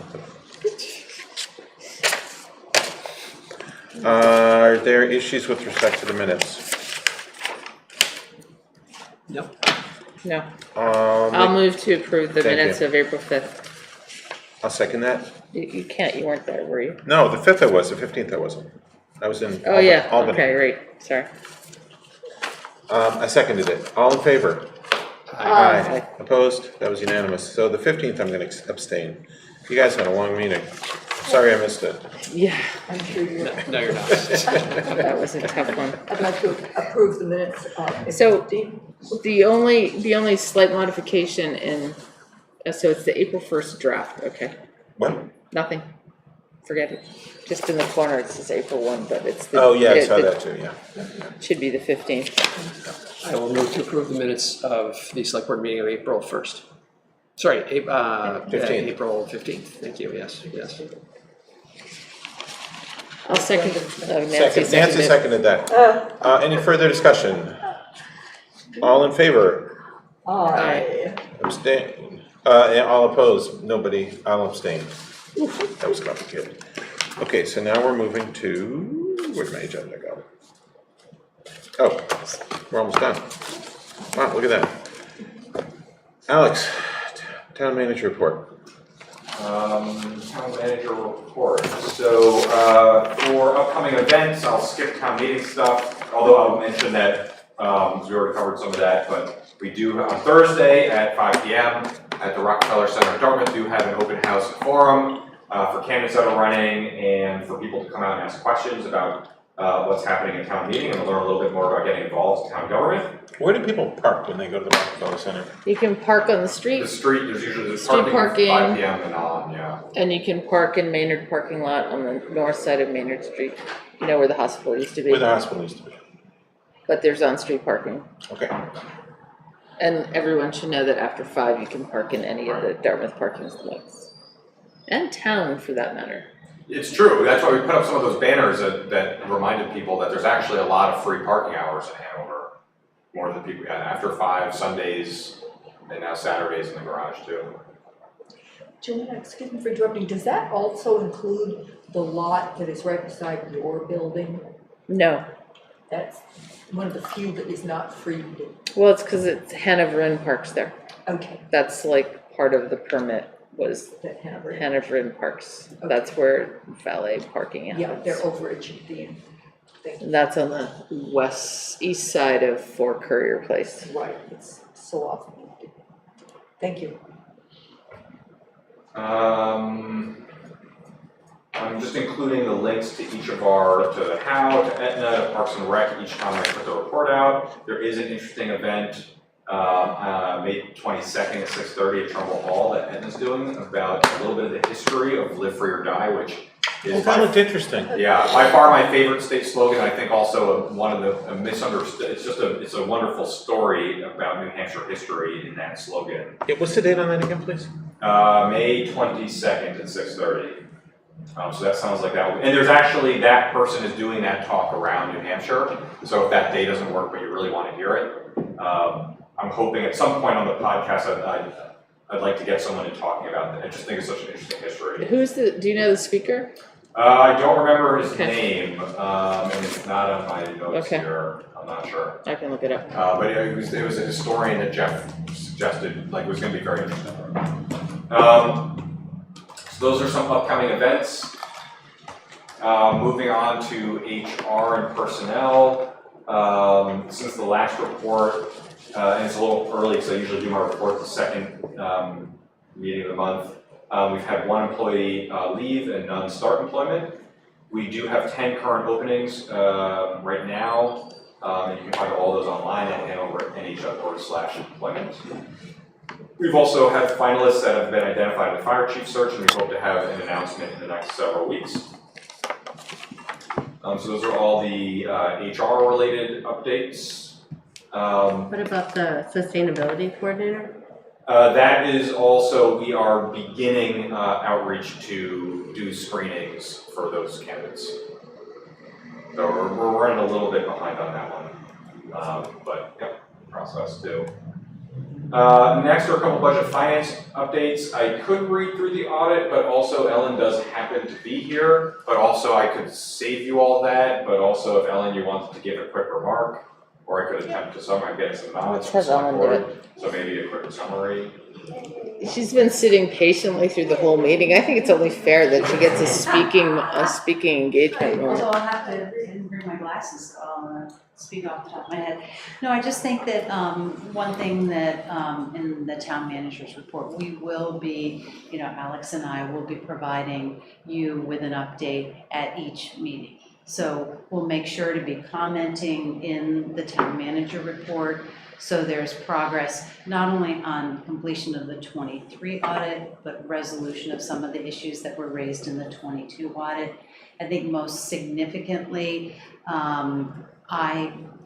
if you remember, the biggest issue in the 22 audit was the fact that our fixed asset accounting is very out of date, and I had hired a consultant to work on it. He had not made any progress, so I just set aside several hours, and I believe I have identified within a margin of error that I think the auditors will accept.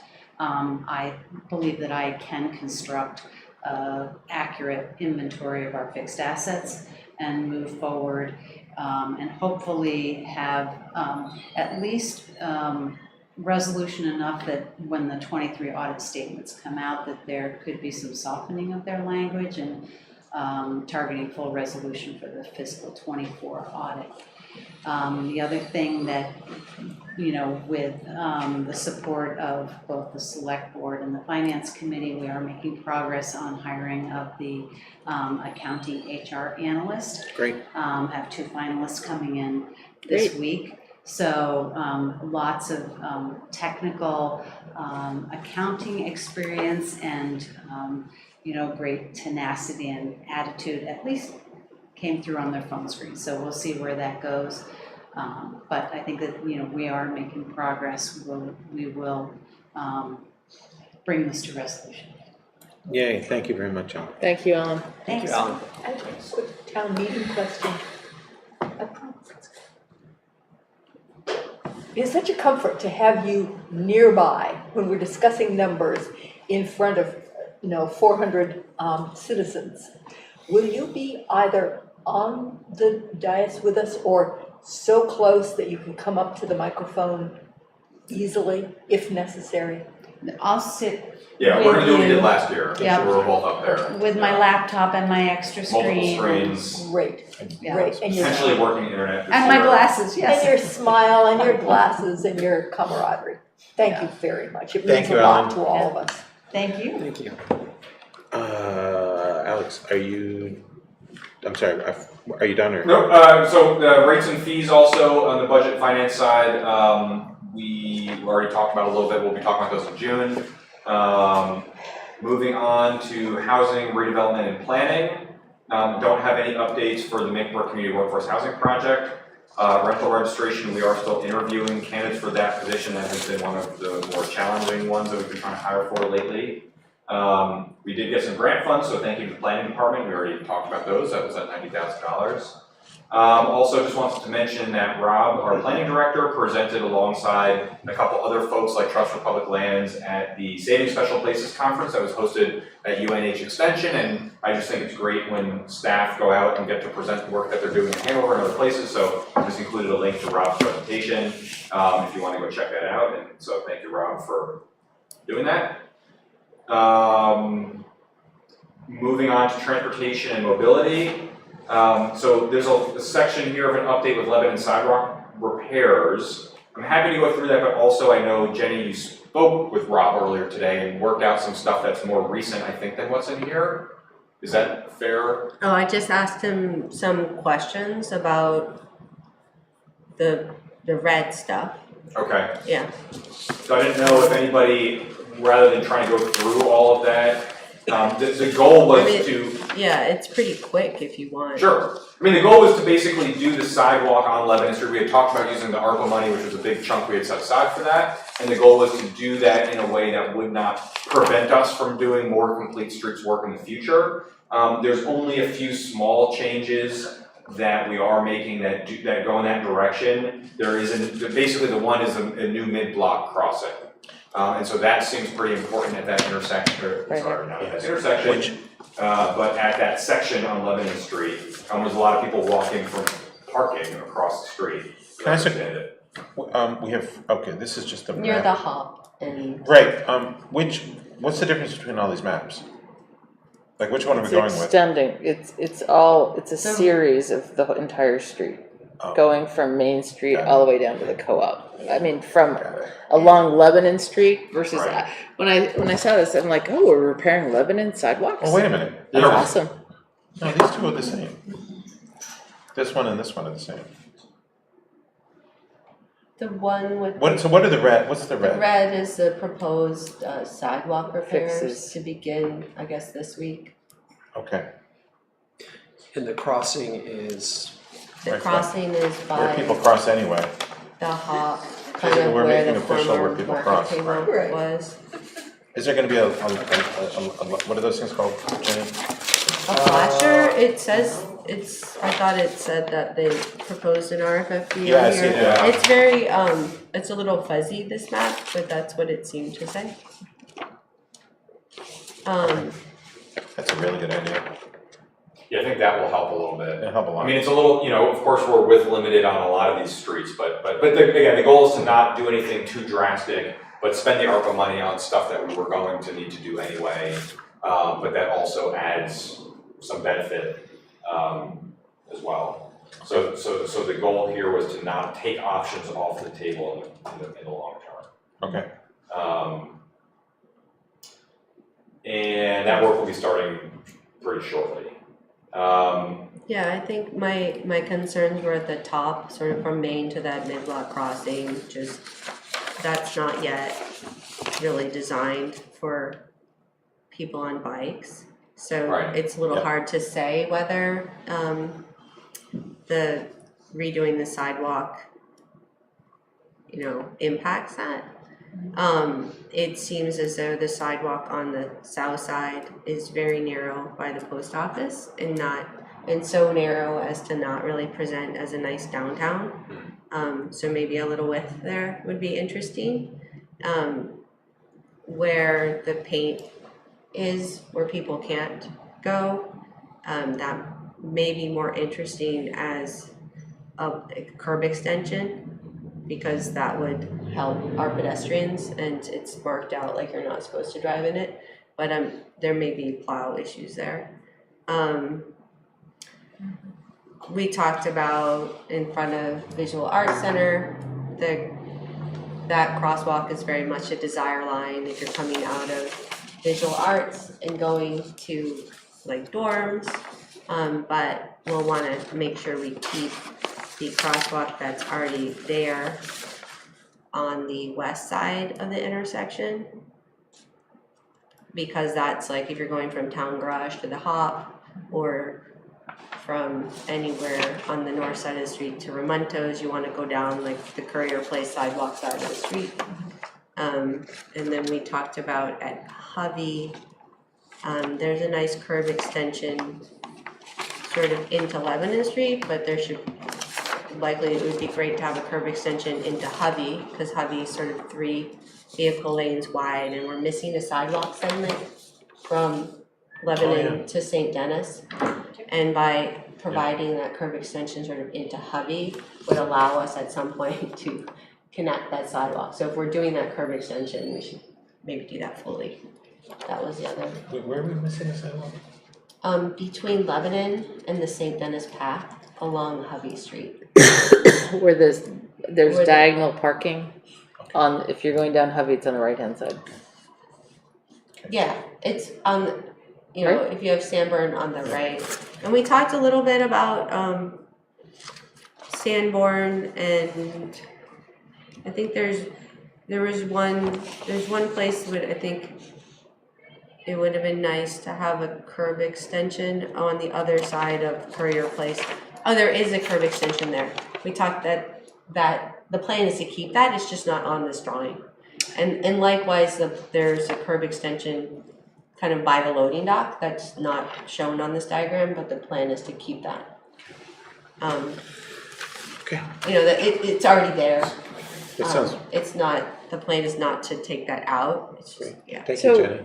And having that three legs of a crosswalk per T intersection rather than 2 legs. So they're gonna shift the crosswalk to in front of CNA's, or no, they're not going to? So they're not gonna do it based on this map? yet. They're not going to take out the one that exists, is what I can say. I think there's a strong desire line. What does that mean? People walk this way or they want to walk this way. If you're coming from like the hood and you go through the tunnel. You just want to go straight across. And you go down, you want to go straight sort of to CNA, particularly if you live at the, what are those buildings called? Lodge? The Lodge. Or you're, going to Ramontes. Lebanon High School or any place along Lebanon or the church. There's, people do go that way all the time. It's just unfortunate that we don't have that sidewalk next right, to, but we do have a sidewalk along Lebanon Street. We have a sidewalk along Lebanon Street. So it's still a couple of feet of sidewalk. Yeah, it's like 20 feet of sidewalk, but my guess is that lot will be redeveloped and that should be Yes, I've heard there's mandated already from a the planning permit board. to do it. So that should be something that the planning board requires in terms of infrastructure, planning board members. Yeah. It's so obvious. But the other thing is that there is still a very strong desire line, meaning that people like to go from the town garage to the hop, from Ramontos to the hop, which is on the west side, and then in a sidewalk downtown is very reasonable to expect sidewalks not only on both sides of the street, but also to have the intersection have a crosswalk on all the legs. Because that's where people cross. So the one thing, Jenny, that I just wondered, it looks like they're proposing new parking spaces to the south of the entrance to the high school. I don't think there's parking in front of the Quaker Meeting House. It looks like there's 5 parking spaces being proposed, and that seems weird. They're only going to Hovey for the sidewalk reconstruction, and then this other phase is BD? So this is sort of the first look at this, and I think there's a lot of interesting ideas here. And there's a lot of things we can talk about. Okay. Well, thanks for that update. Yeah, that's cool. Alex, you still going? Yep. So I'll actually, I know you had the Verona Roads sidewalk meetings today too, so my report is slightly outdated, but I don't know if there's anything. That went, I think, really well, and we put on our Hanover Bike Walk website a video of Rob explaining where the sidewalk is, and we walked it. So if you didn't have a chance to go there, there's pink paint on the ground, but it's super helpful to just watch the video, and you can see him explain like why things are going the way they are and where they're threading. Are we getting a lot of feedback from the local, the people who live there? There were, people from Willow Springs who came, and there was people who came to the poster session, I think also from Willow Springs. There were people contacted at the Brook Hollow and the Courtyard? Courtyard, it was a Ulysses Courtyard, and some people contacted within the neighborhoods. They didn't come out today, but I think everybody who was coming back was sort of reporting back. And then we posted it so that people can see it. The people who did come were very excited that there's a sidewalk proposal and it seems imminent, and that it will just sort of meet a lot of these needs. And Are we talking construction this summer? Possibly in 2 weeks, starting with like our town staff doing the dirt fill that's needed in a couple places, and then a contractor doing the paving. Great. We've only been talking about that for a long time, but it's exciting. Mhm. Please, Alex. So the next is, Jenny, you sent an email, so we may have gotten, I'll skip the next one, which was answers to your questions. It sounds like we may have maybe missed each other on some of the questions and answers. I'm happy to talk more about any of this stuff now, or if you want to talk separately too, about the sidewalk, bike, and scooter signs. Was it the warning colors, the high-vis colors, the use of high-vis colors is, the idea is just that it be consistent with how it's used in the country for clarity. Yeah, I think, I mean, we all, so I think, I think we can talk more specifically, because me and Rob and Charlie and Pete and Tim talked about it, and that was, so I'm not sure I know exactly what, but maybe we can get a more specific feedback about what you're saying isn't working right with them. For sure. Because not sure what you mean. Hey, do you want to take that offline? Yeah, I mean, Easier, I yeah. think like, I'm not sure that the select board needs to weigh in on No, this. I'm happy to talk I about it wanted with you, to, yeah. Staff, I think there was a little confusion there suggesting that, I thought that regulatory signs were suggestions, and I just wanna make it clear that I don't think I that's don't, what we I meant. think regulatory signs are important and say regulations. It's just the way it was like framed to like answer my question and Okay. said it was, these are not suggestions. Yeah, that's not. So I just wanna make it clear to the, I'm sure we have a lot of listening public that, regulatory signs are important. I think they have important regulatory colors, like red means, don't do that. Don't enter, and other things like that. And I just think it's really important that our signs are within the vernacular, because they have important meaning so that people can understand them in an instant. That is definitely the goal. Yeah. On Ledyard Bridge, NHDOT, we did, and actually, wait, I've got an update from the report that came in too, if I can find it.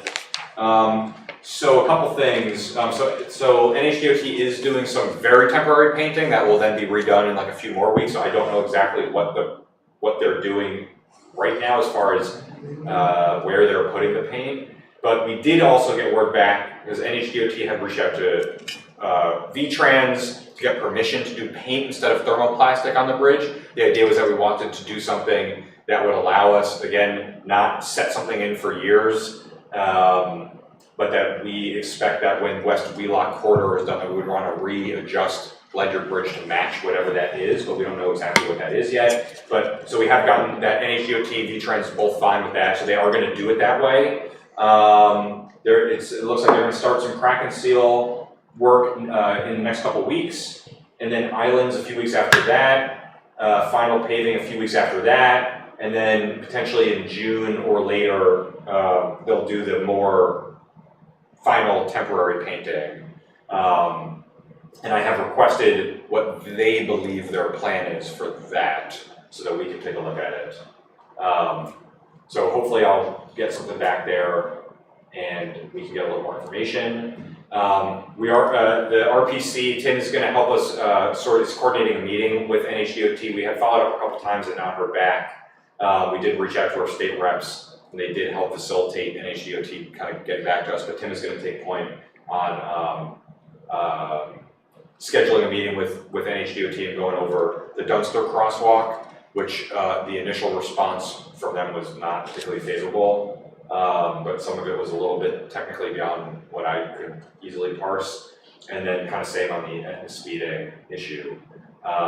So hopefully I'll have a little bit more about that after we meet with NHDOT. Oh, I'm sorry, when are you meeting with them? We don't have it scheduled yet. Okay. Tim is going to help organize that. So hopefully soon. The lane drop pilots, I don't have data to come back with, but I know that's all still being worked on.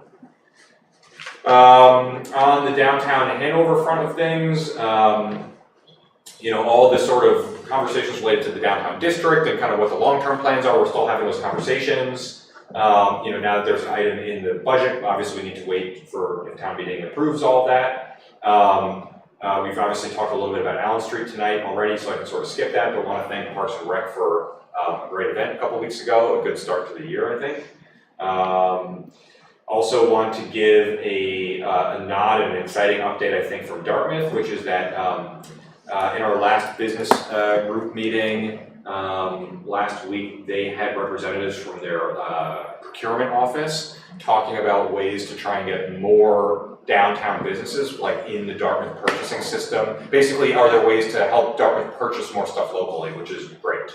I mean, that benefits everybody. Dartmouth gets access to more local, a lot of it is food related, but not exclusively. So that was a really positive reaction from the business community, and I think that's the start of a longer conversation, that there's a few more elements of that not quite ready to jump into yet, but are just more and more kind of integration, which is really nice to see. So that was really well received.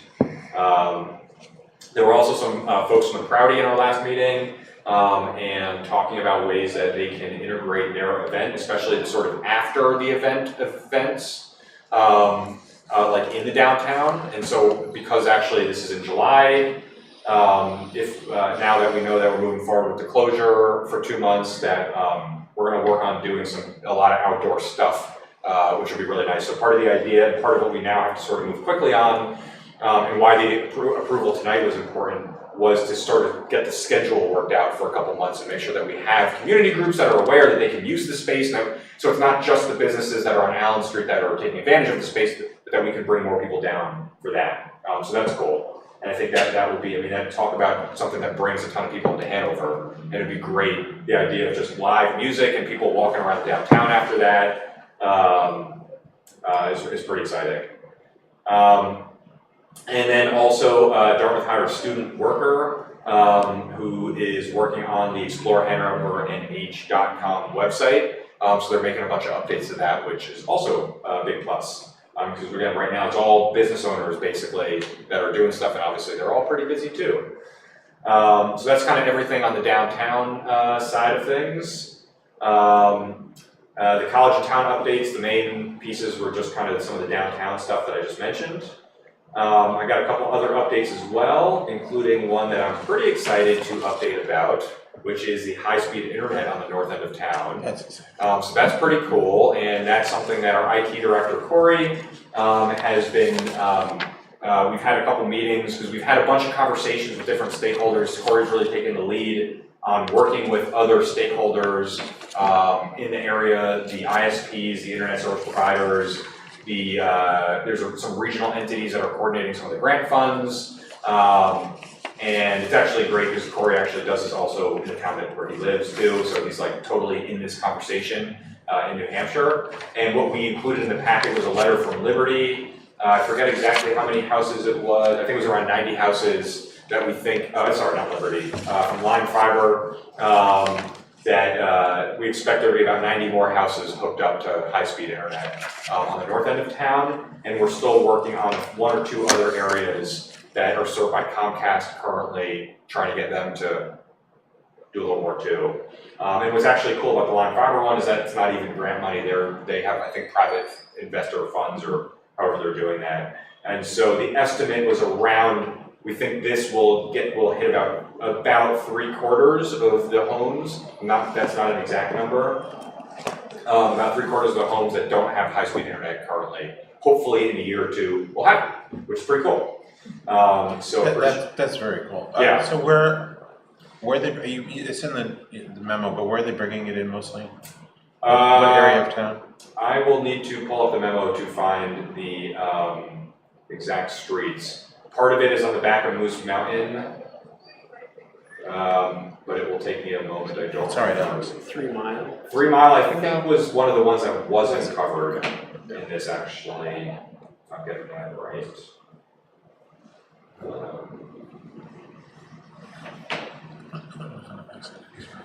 So let's see.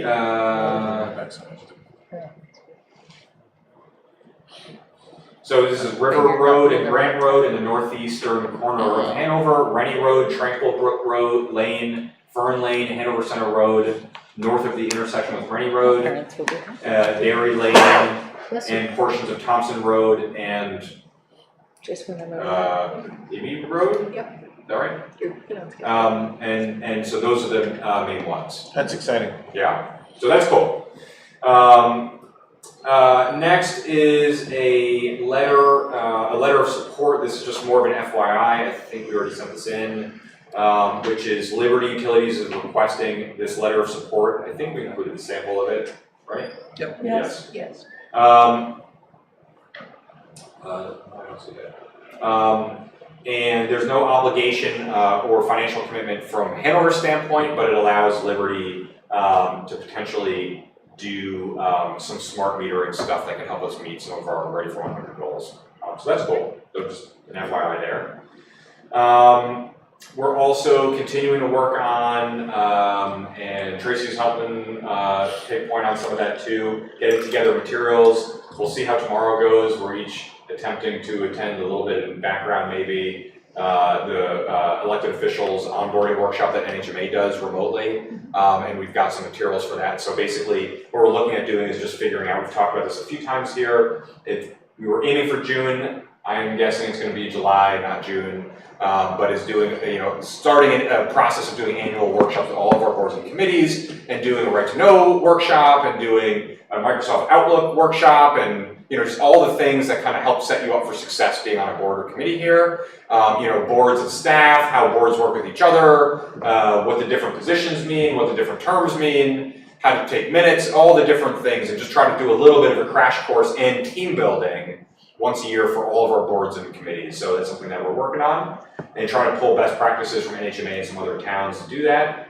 So when you say Microsoft Office, are you suggesting that the boards and committees will have the Hanover emails then? I am suggesting that there'll be something. I don't think, so for example, we haven't figured out exactly what we're doing or what we want to do yet, but it's probably not, I would say it's almost certainly not every official on every board and committee having a Hanover NH account. It would just be like, it would be a lot of money, hundreds or thousands of dollars a month to pay for that based on each seat. But we do want to give each committee and board some amount of better Microsoft 365 access for doing documents, for archiving things, for 91A compliance, for having an email address so members of the public, same thing with getting all of your email addresses on the website. Like, we just wanted some basic things there. So like, if people want to reach out to a committee, a lot of committees use Gmail accounts, which is fine, but ultimately, really, we should be preserving records in our system. And so the idea is getting each board and committee more access, but probably not to the level of every single person having access. So it'd be something in between. And then the idea, then do kind of a workshop, like how to use that and what to use it for, and things like that.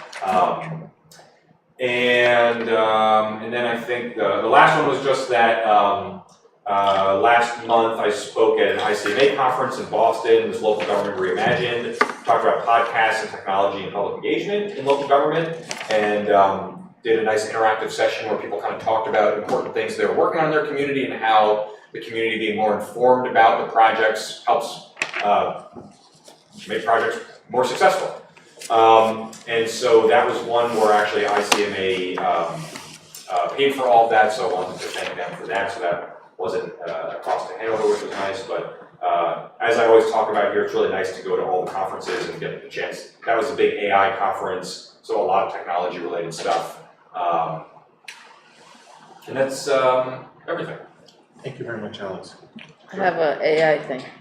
Select board reports, Joanna. Well, this is just to kind of just meld it in there. Used Zoom. I've used it. AI companion. Yeah. Have you done this? Yes, I have used it for a meeting. And it's like an hour-long meeting, and you can record it, and it will transcribe it. But this actually, the tool summarizes what you discussed, gives you the tasks that Joanna has to do and Athos has to do. Yep. I mean, it's like it's going to put minute takers out of business, which some minute takers would be very happy. Right.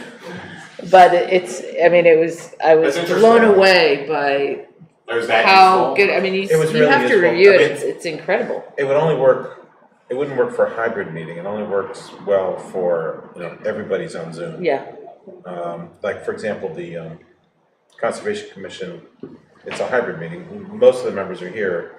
A few were on Zoom, and it wouldn't work for that. Just because the audio. It wouldn't know. It wouldn't know who's talking. Oh yeah. It says basically Joanna says this, and is going to do this. It's freaky good. It could probably tell that there are different voices, and then you just assign that voice to a person. Yeah. You could probably train it. But I mean, it blew me away. So you guys did this at a 2-person meeting? Yeah. I did a 6-person meeting. It was actually 3 people. It was pretty cool. It was scary cool. Just quickly, trustees of trust funds are meeting Wednesday morning at 7:30. Thank you, Ellen. I did put on my calendar. Advisory Board of Assessors, is that what it's called? Anyway, we're meeting towards the end of the month. There's a number of things that Norm wants us to review. And that's it. Hanover Conservation Commission met on the 10th.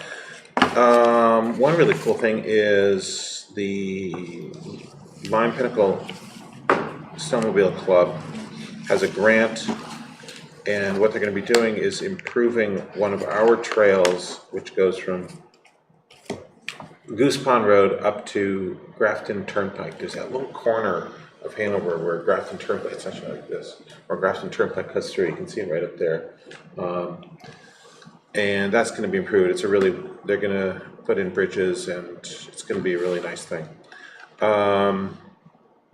In the corner right as you, like, Yeah, do you the- see, the do you see right, the far right top right corner? corner? Top or just the far right, closest to Cary? Yeah, That one right that is there? Grafton Turnpike. Oh, cool. And I know that because I bike out there all the time, but it's like a quarter mile goes through Hanover. But anyway, the Trail 37 is probably not on that map. It goes from the wetlands at the north part of Goose Pond Road, yep. up to, actually it is on there, I can see it, up to that corner, which is kind of cool. It may or may not be done this summer, depends on, but they have the money for it.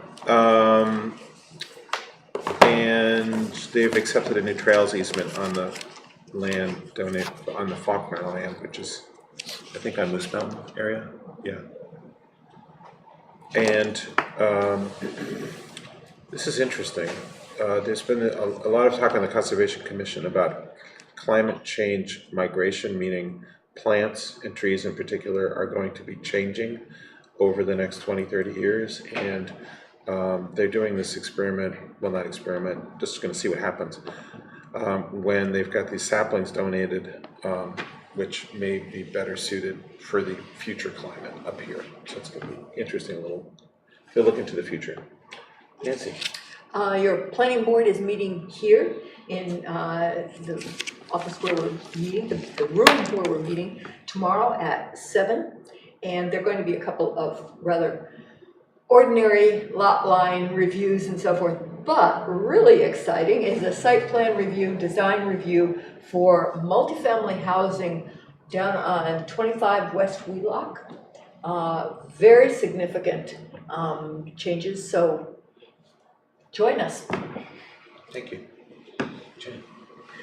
Hanover Bike Walk is also very excited about the redevelopment of the corridor, and as such put together a list of concerns, because we're very excited about, you know, West Wheelock, or the main Wheelock district being very welcoming to people in all modes.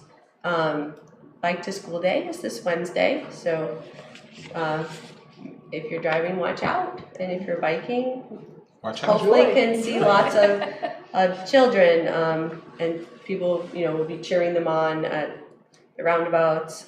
It should be a good time.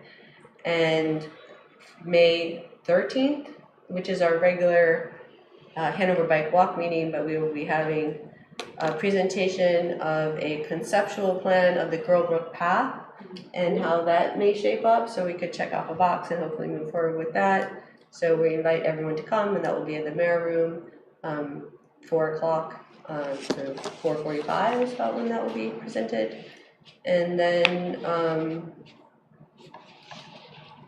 think, Curb Your Car Day, or it's called, sorry, Vital Communities changed what we're calling it. We're calling it now like All Ways Day, I think. The idea is less negative to the cars. The idea is you're not in your car, but you can go all ways. It's not just like a bike to work day anymore. It's like transit inclusive is really the big thing. Because a lot of people who take transit also walk or bike to transit a lot. Anyway, it's good for you. You should do it. So May 17th, we'll be doing a cone demonstration around Sand Hill, which is, if you're like me and don't know what that was for the longest time, it's the hill as you're coming into town from Lebanon, on Lebanon Street, and you go around this hill, and if you're in the bike lane, it might look like that bike lane disappears because people drive over the paint and it disappears. So we reinforce that line with some cones, and then we'll gather some qualitative data and maybe some quantitative data. Last time we tried to get speed data, and we got all these counts, but the speed data, it was low on battery, so it wasn't accurate. But this time, I think HPD said they were gonna help and put it out for less time. So we should hopefully get speed data as well, which will see whether or not people chill out. It was really interesting because no one hit the cones around the curve, even at night. And the AT buses were really, really good, and so were the Dartmouth connector. We're not gonna do the ones by the co-op. The lane actually goes all the way down to the co-op. You wouldn't know because it gets worn away. And I think what happens is because it adds a turn lane, gets a little squeezed. And those cones were getting knocked over, and so they're a little bit difficult to maintain since they are not planted. So anyway, but around, if you want a nice cone protected lane, you can see what it's like. You do a loop, go out to Etna, come back on Greensboro, come on into town and ride the cones. It'll be fun and good for you. It was really nice last year. Did you ride it? I did, yeah, it was really nice. Yeah, did anybody wave at you? We had people there most of the day, but not the entire day. I didn't see people waving. Okay. He was going too fast. That's true. Exceeding the 35 miles. People were waving, but it was like, slow down. Yeah. He's also riding at 5 a.m. So. We took counts just to see how many people were bicycling during the rush hour. We had sort of the rush hour times and after school times. Great. Carrie. Finance Committee met on April 25th, the results of which were discussed at length earlier this meeting. I don't think it requires any further commentary. That's it. Thank you, Carrie. What? I just have a question that was related to Crosby Street, wondering if there's any appetite. I had sent you an email about possibility of piloting a lane drop. Yeah, can you explain it? I didn't quite understand it. So this is really exciting. Let me, I'm gonna recuse myself from here. But who's going to explain? I've got an email from Rob about this if you want me to. Oh, that would be better. Well, or I could just talk off my head because I Yeah. talked to Rob about it and I was super excited. Before. So around the stadium is this road called Crosby that connects from basically, you can think of Alumni Gym over to the other athletic facilities or Hanover High. The idea is if that's one way, because it does get a lot of fuel oil trucks that go around there, but it doesn't have a lot of traffic compared to our other roads. Anyway, the idea is to make that one way south and have the other way allow for people walking and biking, or I guess biking because we have a sidewalk in both ways. So we have a lot of sidewalk riding over there and sometimes wrong way riding, in part because there's a lot of destinations on one side of the road. So that would take care of that. It would sort of help people get to Hanover High, and it would also help people get in and around the athletic facilities. Now, how would people get out though? Meaning, Do you have to go all the way down to Summer Street and take a left? Or Main. It would shift traffic patterns. So what I do is I use northbound on Crosby as a shortcut to get over to the east side of town. Right. But a lot of people use it as a shortcut to get to Vermont, and that intersection at Crosby and East Wheelock is a troublesome intersection. People get hit there. Yeah, so we have crash data that shows that it's not really safe for biking and scooters and walking there, and so Pete over time has talked about, do we even need Crosby? And we're like, well, just don't get rid of all of our streets because then we're going to create other challenges. And so the idea was, could we test it as is it a pilot process? And so the idea was, okay, what do you guys think? And then sending it to, I don't know, the proper process. Or a traffic group. Yeah. Rob and Pete reached out about it. Yeah, it seems great to explore. So we can, Pete's going to sketch up some ideas I can bring back to you all. Okay. I think the thinking was, and in full disclosure, there's Dartmouth is putting in a hot and cold water system heating. What do you mean by that? So basically, we're gonna be using,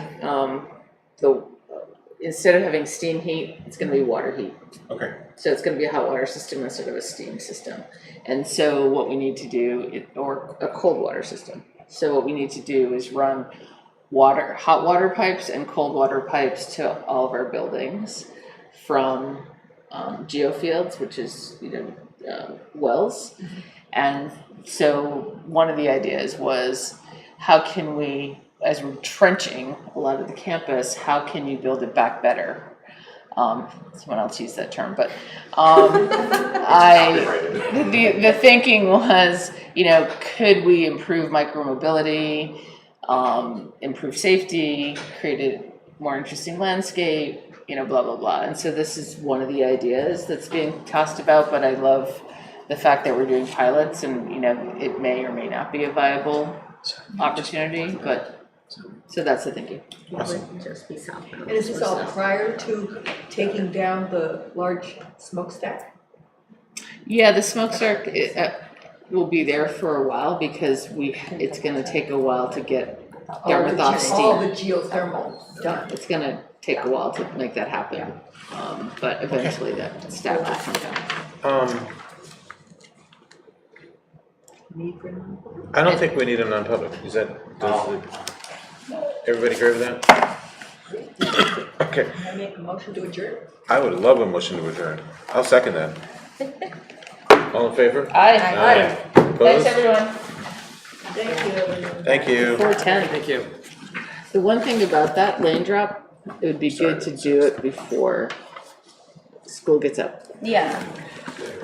Before Hanover High or before? Hanover What lane drop? Yeah. Because I think that's the biggest impact. I mean, And there's not, also we a lot don't of have people a, use that to get their kids to school. No, they take summer. Yeah, I use it all the time. Crosby I use it all the Yeah, time. you probably Yeah, would. I use it So, probably. yeah, I use it for a little bit. I don't drive an Allen, but I drive on summer. I mean, Crosby.